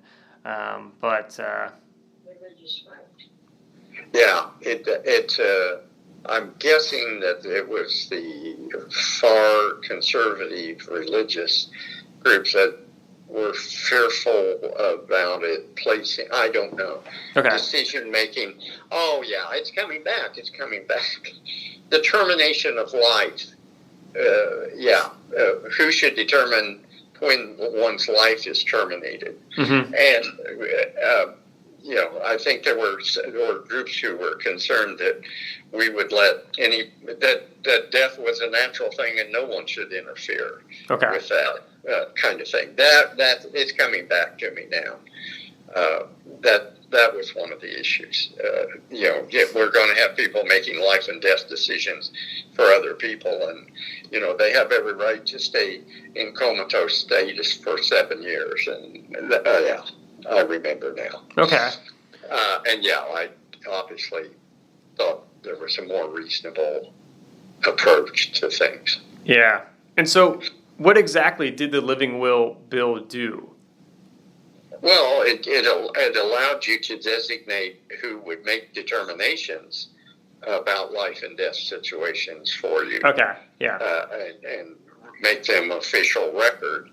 And that, as I remember, hospitals wanted this because they were constantly put in the position of having to make that decision. When do you pull life support systems off? When do you not? Yeah. What medications do you have to try the most extreme medications or inject bleach into somebody for COVID or whatever? Okay. Oh no, we didn't have discussions that crazy. The medical and especially the hospitals and even the nursing home. Yeah, hospitals and nursing homes were saying, help us. We're getting in the middle of family feuds and battles with, even battles from prosecuting attorneys stopping somebody from terminating the life of somebody because they shouldn't be allowed to do that. So it was institutionalizing a process that involved the family or whomever you designated to make a choice that you weren't capable of making. Yeah. It was really very straightforward, very simple. And I'm sure there would be people who say, now it's devolved into assisted suicide and those kind of things. No, it hadn't. Not in Indiana. Yeah. It hasn't. So, I'd forgotten that one. I take some pride in doing that and being on what I think was the right side. Sure. Yeah. Okay. Interesting. Let's see. Another one that I saw pop up in the newspapers a few times was about a bill prohibiting local governments from regulating weapons. Yes. You've struck a strong chord. So what was going on? I believe very much in many cases in home rule in local government. Yeah. I was a defender of county and local officials and their decision making, and the preemption of that decision making should be taken very carefully. Now there are some cases where it's become what's the issue? What's your agenda? Whether you believe in home rule or not, and now I see that some of them want local school boards to determine whether somebody's licensed to teach or not. And it's like, wait a minute. There are some things that require statewide standards. But the idea of preempting local decision making really was offensive to me. And here is an example of really we need state legislation to ban ordinances locally that would eliminate using plastic bags at grocery stores. Monroe County had tried to eliminate everybody walking out with 14 plastic bags that then blow all over everywhere. Okay. And had an ordinance to ban them, and but we got to stop that. We can't let that happen. Right. Really. But it was even. It's like when the state legislature gets into Indianapolis business about rental assistance, rental controls, or landlord-tenant relationships. Mm-hmm. Don't you think maybe Indianapolis is a little distinctive from Ripley County on landlord-tenant relations? Sure. Maybe we ought to allow some freeway there. I don't know.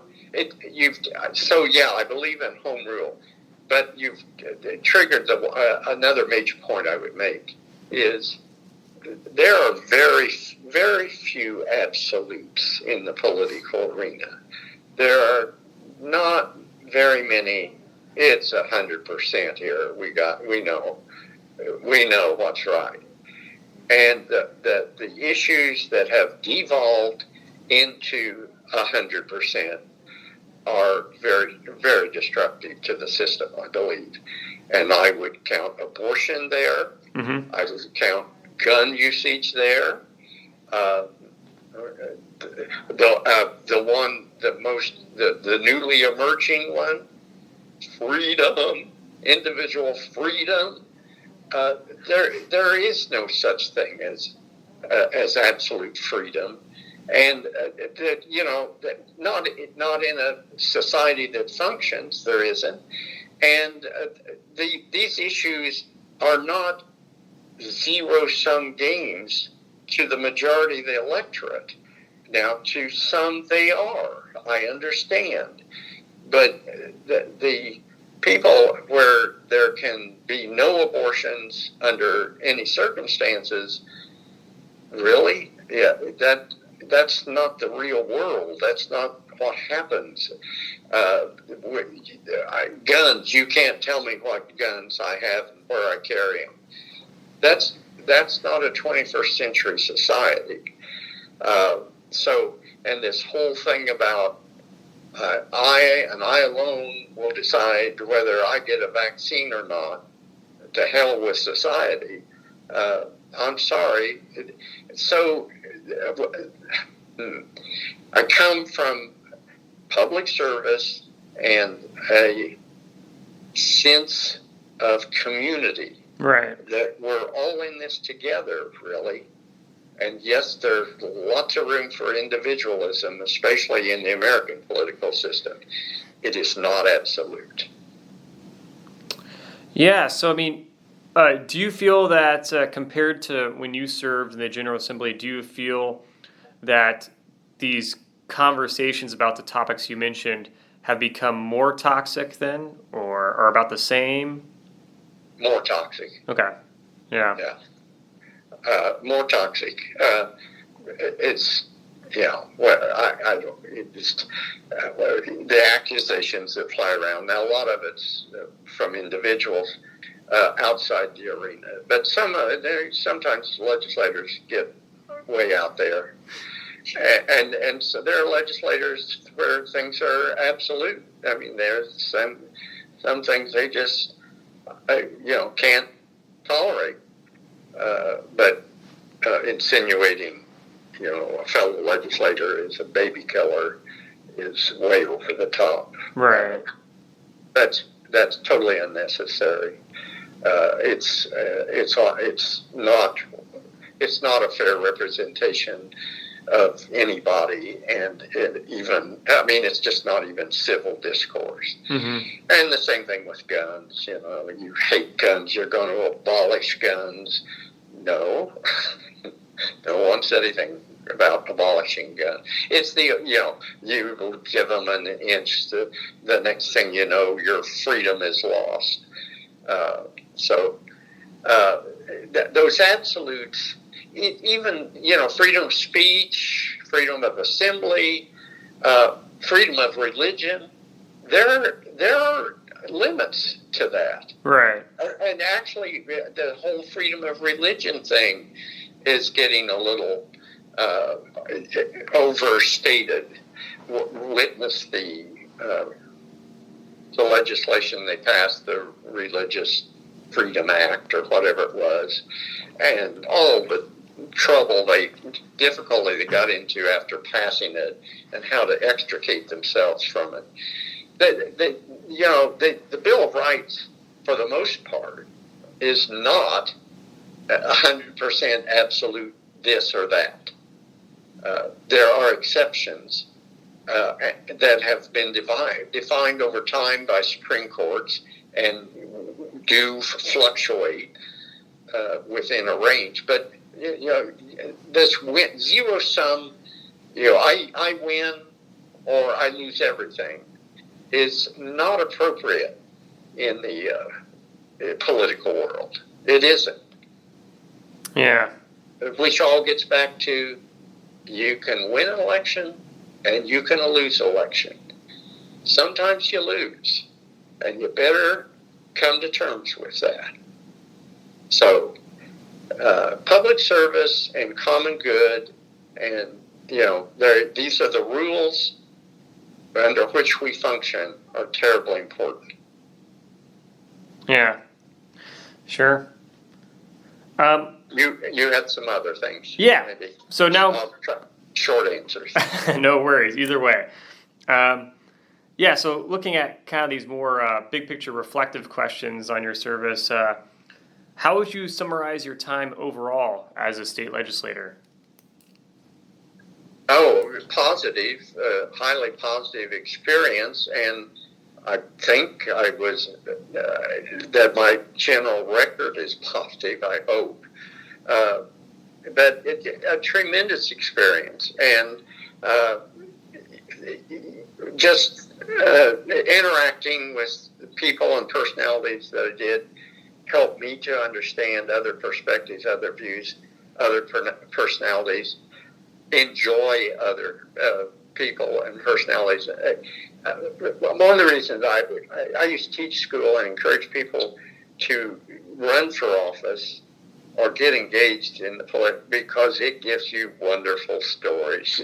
You just wonderful stories the rest of your life. Yeah. So that you can laugh about, some of which you don't laugh about, but it's a mountain of stories. It just like, and stuff you forget, like the living will thing, and I wasn't, and there were crazy people on that one too.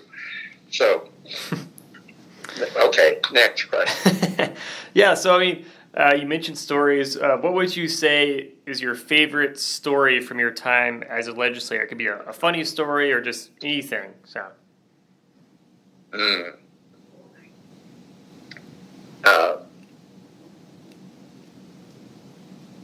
Well, the amendment story is pretty funny about the 50-0 defeat of his amendment. Yeah. There are others that are quite funny, but not for public consumption. Okay. Probably. There was another. There was an elected senator from northern Indiana. This was on abortion, I believe. Okay. And it was an abortion bill, and it restricted decision making. And this female legislator went to the microphone and pointed her finger at everybody and said, "You can't tell me what I can do with my body. You can't tell me this, and you men aren't going to tell me what to do." Marched back, sat down, and voted green for the abortion bill. And it was like, did she push the wrong button? In fact, I think somebody even near her said, "Is that the vote?" And yes. Oh my gosh. Yeah. The whole speech was, "Don't tell me what to do with my body. Don't tell me." And went back and voted for the bill. And it's little things like that. It's like, whoops. Okay, yeah. So there were plenty of others. Sure, but, I bet. So, what lessons, if any, did you learn from your experience?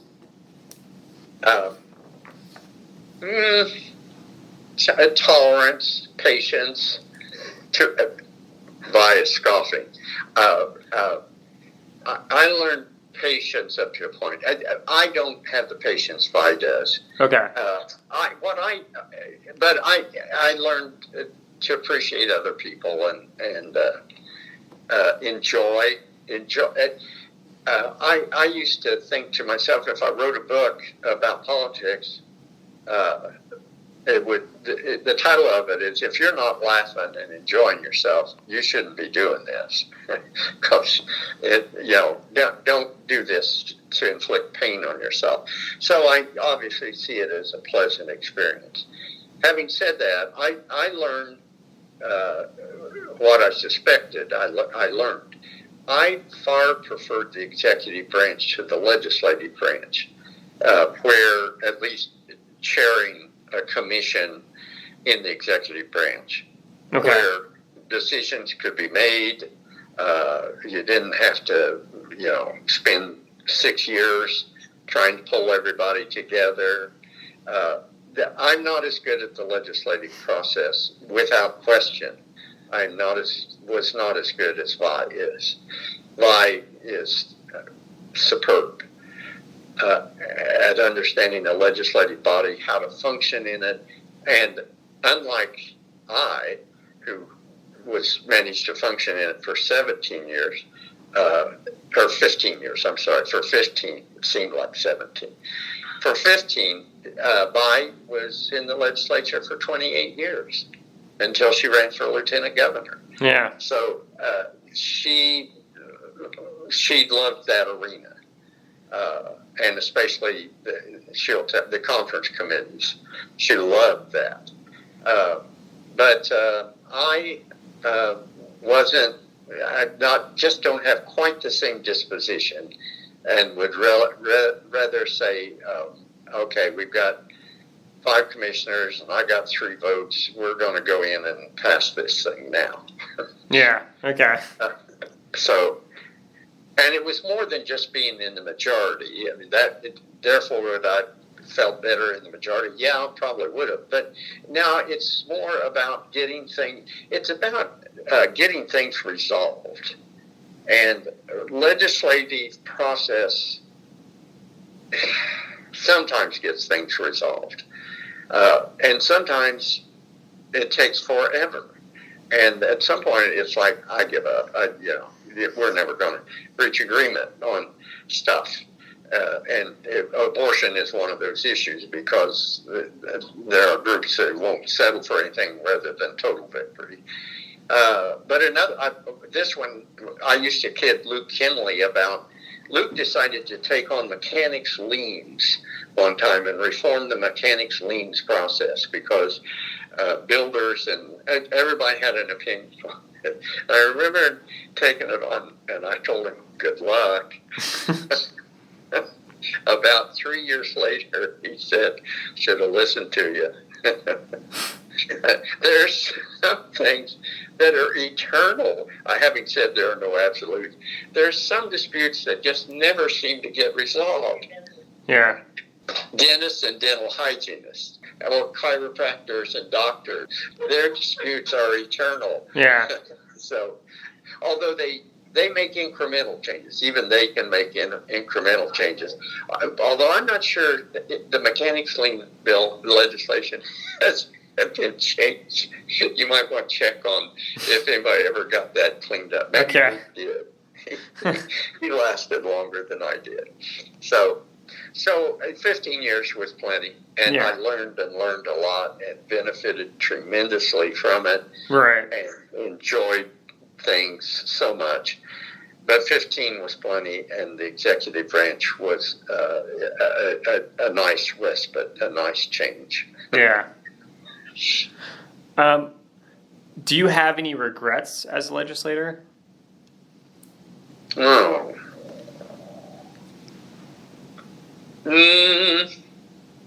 Oh, no, I often feel I could have done more. should have done more. Sure.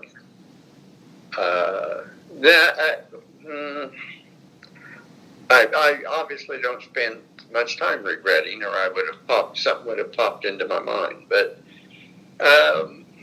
no.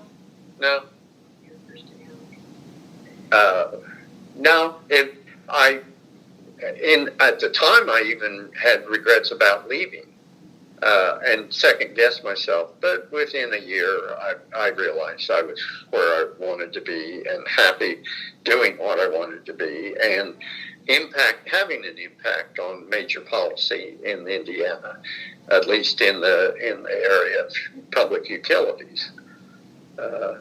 Which is plenty, was a big enough thing to specialize in. So, no regrets, not really. Okay. Kind of wish I had done more. There was. Now, I'll leave it at that. I'll leave it at that. Okay. Let's see. What would you say was your proudest moment in the General Assembly? Dear.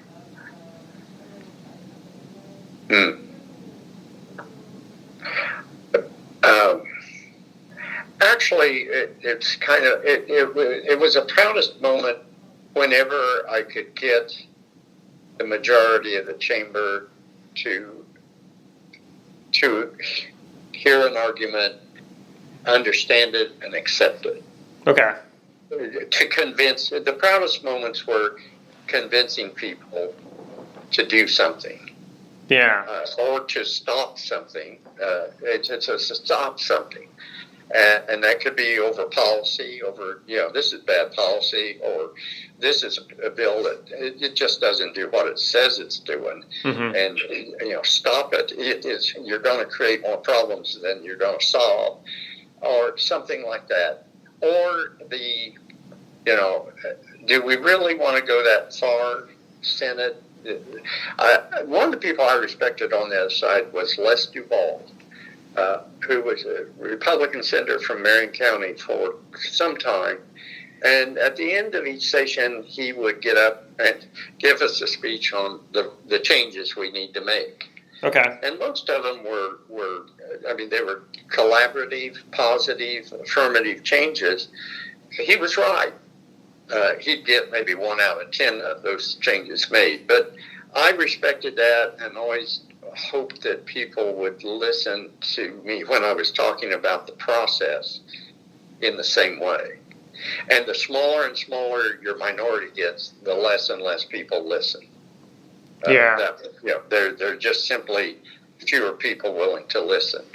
And so, again, that was the frustrating part that said, after 15 years, going to the executive branch has a certain appeal to it. As chairman of the commission, whether they liked it or not, people did have to at least listen. Sure. Yeah. They didn't have to agree, but they did. They did. Most of them tried to listen. But the rewarding moments were mostly about just getting a body with 49 other people, at least half of them saying, "Yeah, he's got a point. That's a good point." The germane rule used to drive me crazy. The minority's avenue is amendments, and in Vi's case, the conference committee reports. But the amendments is a vehicle for the minority, and so for 15 years you're filing amendments and trying to convince and so forth. Senator Garden was occasionally fond of using the germane rule, that this amendment is not allowed on this bill because it's not germane. And sometimes he was right, and sometimes he was taking liberties because he didn't want to force his majority, his caucus, to vote on an amendment. So he'd get up and say it isn't germane, and I'd get up and question his germanity. Okay. And on occasion he would, on one or two occasions, he backed off. So occasionally would, but those victories are small. But it's about just listen. That that whole religious freedom legislation that they passed. Mm-hmm. If the majorities had listened to the minorities and tried to create a language other than what they created, if they had listened to the minorities, they wouldn't have gone through the turmoil and agony that followed the passage of that bill. That was a classic case of people not listening to the minorities. Interesting. Okay. And I'll give you one classic case that's not in my tenure there. It's of recent times of the majority arrogance. The arrogance of the majority. It was the year just recently when they had to go into special session because they couldn't pass the budget. Yeah. They couldn't pass a budget, and one or two Republicans blamed it on the Democrats. I believe in both chambers, they had super majority. Right. They didn't just have. It wasn't 52 to 48. It was 67 to 33, and 30 to 20, and they couldn't pass a budget, and it was the Democrats' fault. Wow. Now, see, that begs for somebody going to the microphone and going, really? You're going to really try to sell his bag of to people? You couldn't pass a budget because 12 of us over here stopped you from doing it. Those were enjoyable moments when the ludicrousness of a situation just begged for, could we just stop and pull back here and think about what you're saying? So those were joyful moments.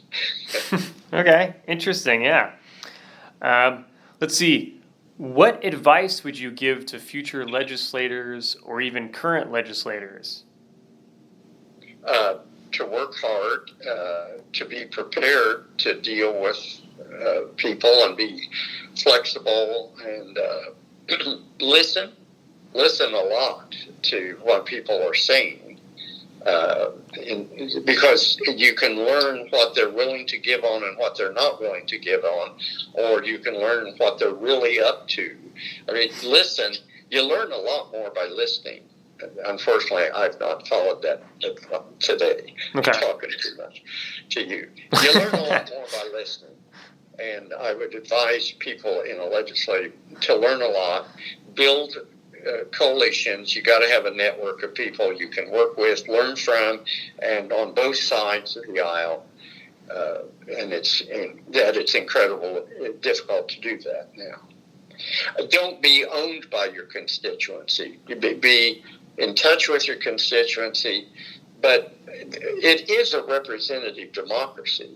We do elect people to go represent our interests and assume that they will become better informed about the issues. Yeah. As voters. That at least that's the model.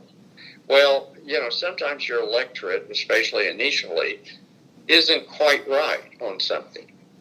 And you have to be willing to maybe go slowly before you rush to just be, the teabag flow through. I'm just voting what my constituents want. It's more than that. It's more complicated than that. And somebody elected needs to understand that. You aren't just sticking your finger up in the wind on every issue. You're there to learn and make the best considered judgment because it is a representative democracy. Yeah, right. What, in your opinion, is the most important work of the Indiana General Assembly? Oh boy. Well, to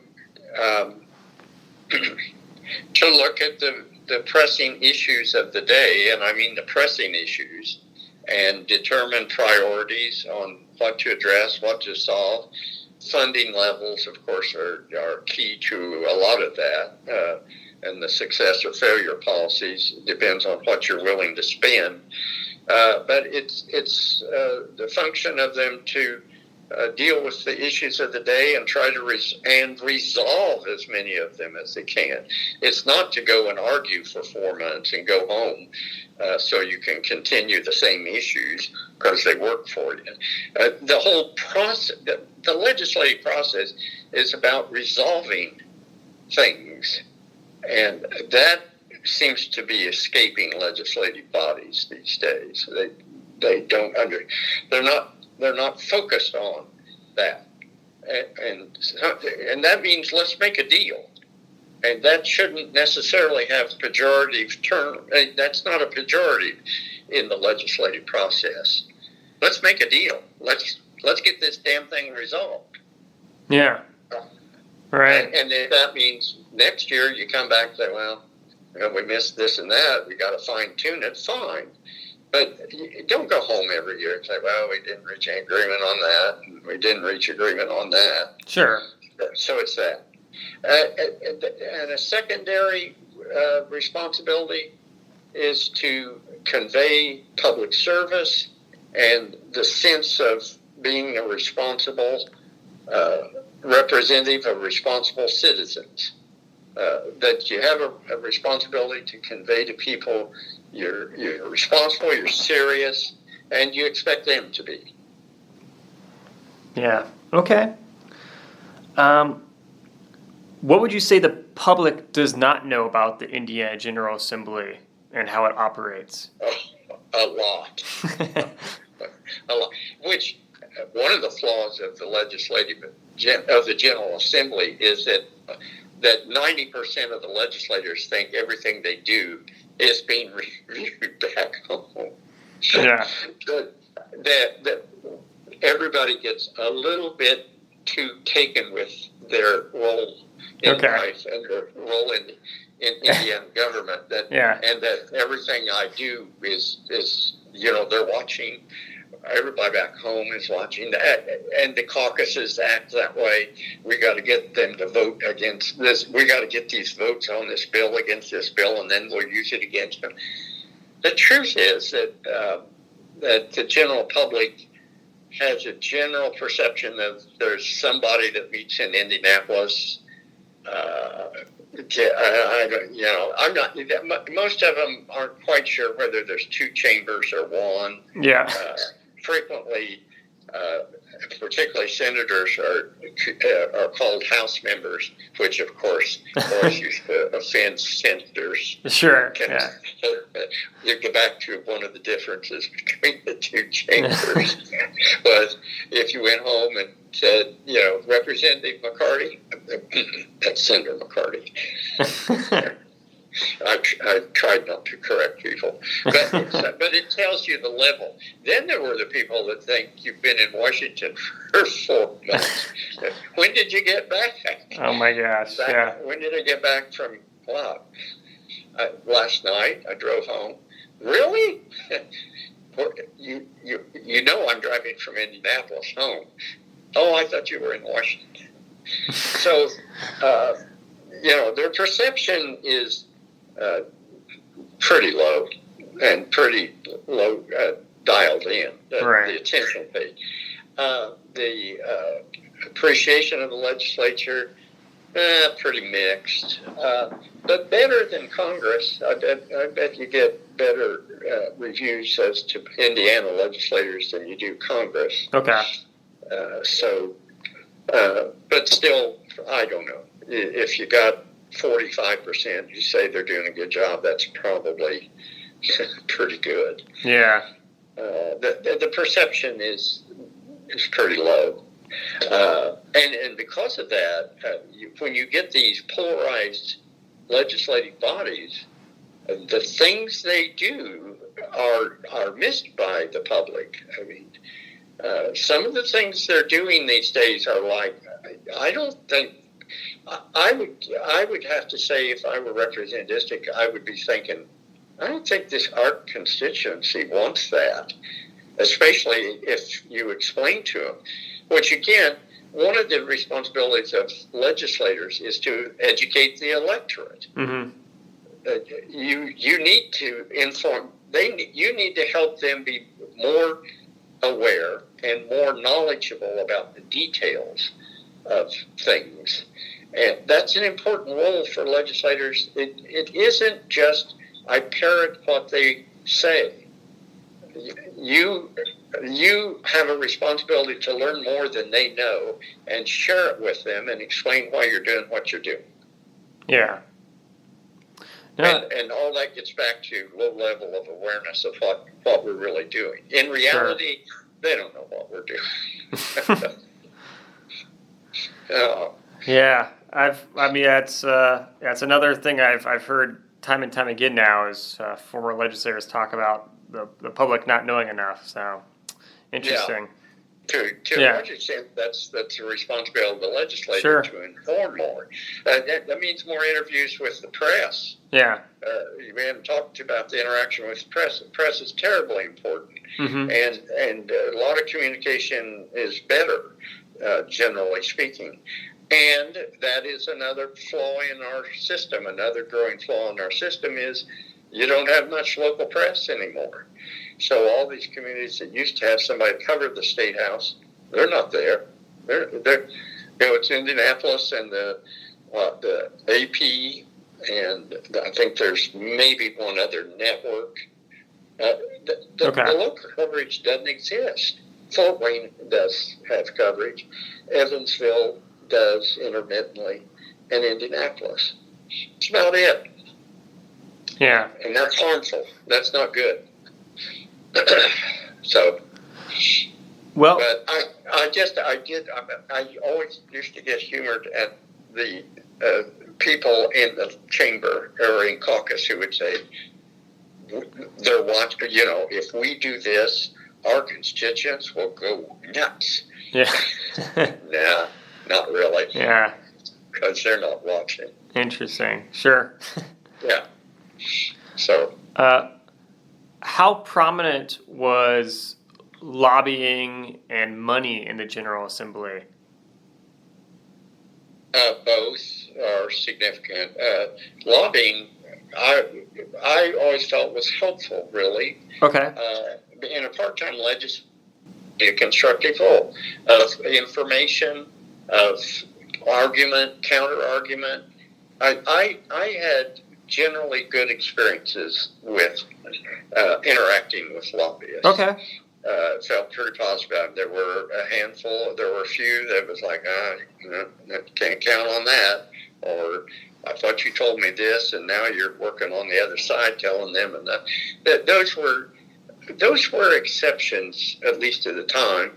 That was another lesson from Bob Rock way back when was your word is terribly important. You don't allow yourself to be known as a liar. Don't ever let that. Don't get cast that way. And for the most part, lobbyists knew that and knew that they had to be objective. So I didn't think their influence was all that pervasive.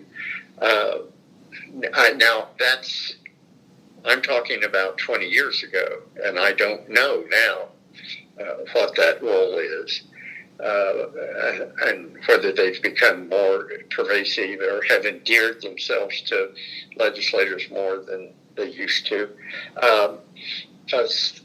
Money and campaign financing, I think that has grown out of all proportion, and that's. I referred to, it's not local either. It's not like your local business community decide to collect money and give to your campaign. It's the State Chamber of Commerce and the UAW, and it's statewide organizations in a big way, and now national money that pulls in. So money plays way too much of a role. And it plays, because there are so few competitive districts, it plays a huge role. So if there were 15 races, money would be scattered. With 4 races in the Senate up for grabs, some PAC or somebody could drop $30,000 into a race. I don't know. Now, I may be underbidding what's going. Yeah. But what people dump into these races anymore. When I ran in 1982 on a $15,000 budget and loaned myself $5,000, which I managed to get to $15,000 eventually. I was elected on $15,000 or so. By the time I left, races were easily $100,000 competitive races. Today, I believe they're $300,000 per candidate on Senate races today. Okay. So, and yes, there's inflation, and yes, that's way too much money flowing around. Yeah, interesting. Okay. So down to the last 3 questions for you now. How has the state of Indiana changed over the course of your lifetime? The state? Yeah. Demographically, I think it has... well, there is growth demographically of minorities in the state, and but it's aged also. It's been an aging population, at least until recently. That's what. The other thing on politically, demographically, it has shifted to Republican more than it was. Okay. But not reflective of the two chambers. It is not 70-30 or 90-10 or 80-20 politically. It is not.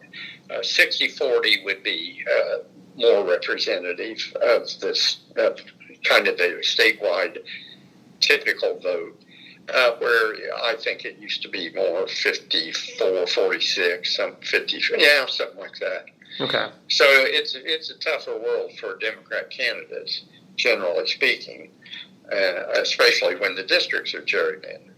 But so there's been a Republican shift. The southern part of the state has realigned in their voter preference. I mean, when Republicans say, well, we can't help how many districts we get, that we got all these Republican voters in the South, there's some truth to that. I concede. And whether that's permanent or not, time will tell. So it's a more Republican state, and therefore, conservative is too complimentary a term in some ways. It's more than conservative. It's becoming reactionary. We want to get back to what we were. We want to do. I don't know. The tone of the state isn't what it should be. It isn't. So that Indiana is 14th from the bottom on rate of vaccinations. Really? I mean, if you count all of the southern states and Wyoming and Idaho, that's about 13. Yeah. So we're just above Wyoming, Idaho, Mississippi, and Alabama on just general approach, attitude toward quality. And I don't know where we are anymore on the importance of education. So I'm concerned about the shift in tone. I'm concerned about a legislative body that I don't know whether they want to become full-time or they think they already are. But this whole idea that in a pandemic, we're going to get in there and call the shots is ridiculous. It is ridiculous, and it will be chaotic if they. And by the way, if you create legislation that allows you to call yourself into special session, is a Democrat governor just about as bad as a pandemic, and we need to call ourselves into special session? That there are some real pitfalls to this assertion of really the supremacy of the legislative body over the other branches. Yeah. And that's where they're headed. Interesting. That's where they're headed. This is just a start, and it's just really. So we'll see. So on the other hand, in some areas of the state growing, and have we got great universities? Yes, we do.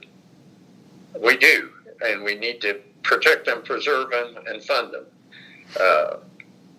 And do we have a good education system? We do, and it can be better. And the thing is to invest in it and stick with it. We don't need isolated kingdoms of education at the K through 12 level. Let's see, polarized society. Oh, I see. What could help polarize it? Privatized schools all over the place. So, and subsidized by tax funds. My taxes are subsidizing private schools and whatever education they're getting there, including, I'm sure, things that I probably wouldn't find very acceptable. So there are some very troubling trends in a setting where we could be so much more positive, where we could be much more like, I don't know, Michigan, Ohio, I don't know, pick something other than Alabama, Mississippi, Wyoming, and Idaho. I'll settle for something, other than that. Mm-hmm. So, I won't settle for Texas. Please, no Texas. And I'll stop there. I'm very troubled by a legislative body that decides it's the preeminent body. And the ultimate outcome, which, of course, because Indiana is Republican, appears to be Republican enough, although some of them think you can never be Republican enough. Thus, we got to have more House seats and we got to have more Senate seats. But it's just when the legislative bodies of Michigan and Pennsylvania are beginning to pass legislation that, well, in the end, the Constitution says we pick the electors. The electors are selected, and we send it. Wait a minute. When a legislative body decides they're wiser than the electorate, we don't have a representative democracy. Sure. I'm sure the voters would not want that. But we've got a trend here. Hopefully just in its early stages in Indiana, and the better wisdom will prevail. But you can't you can't control a pandemic with 150 legislators. I guarantee you that. And you can't turn an example of their lack of wisdom. You can't turn the health decisions over to the county council or city council of the county. That is crazy. There are some things that just should stay, for the most part, out of politics. Our health, our community health and overall well-being just might be one that could stand a little expertise. So, and I do believe they passed that legislation where the health department has to get approval from the local governing body. Really? Oh boy. So, okay, I'll stop. Yeah, that's interesting.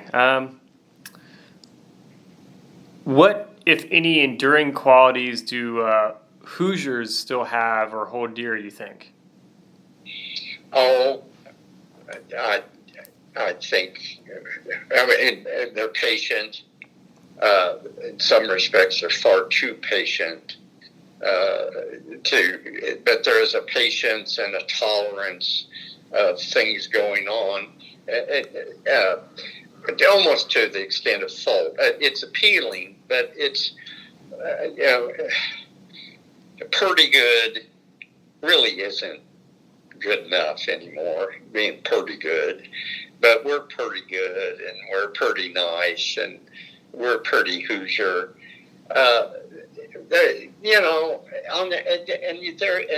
There is an underlying kindness and, for the most part, friendliness of the general public that's there. It's people are pleasant, people are considerate. I used to have friends come visit me from New York. And they were amazed that people say, "Thank you, thank you." One of them he would mimic how Hoosiers say, "Well, thank you." But he didn't hear thank yous in New York. Yeah. People are opening the door for people and stuff like that. There's the real appeal to all people in Indiana. But there's a danger there, though, in being self-congratulatory. Oh, we're so welcoming, we're so good. Well, are we always that way? Like, we've got 7,000 Afghanistan refugees. Are we going to be welcoming? Mm-hmm. Yeah, interesting. Will we rise? Will we rise to that? We should. Yeah. So, you got to work at it. You got to really care that you want to care. You can't just stand around congratulating yourself on how good you are all the time. And you got to be willing to recognize where things could be improved. We don't necessarily. This is national. We don't have the best medical system in the world. Why do Americans keep pronouncing we have the best medical system in the world? No, not really. Super superlatives are scary, and this isn't necessary. We're not the much friendliest place in the world. We're pretty good at it. Pretty good. So it's okay for the most part, but I worry about that, and I worry about a legislative body that's growing in what it wants to control, and Wisconsin and Michigan, Pennsylvania are like that.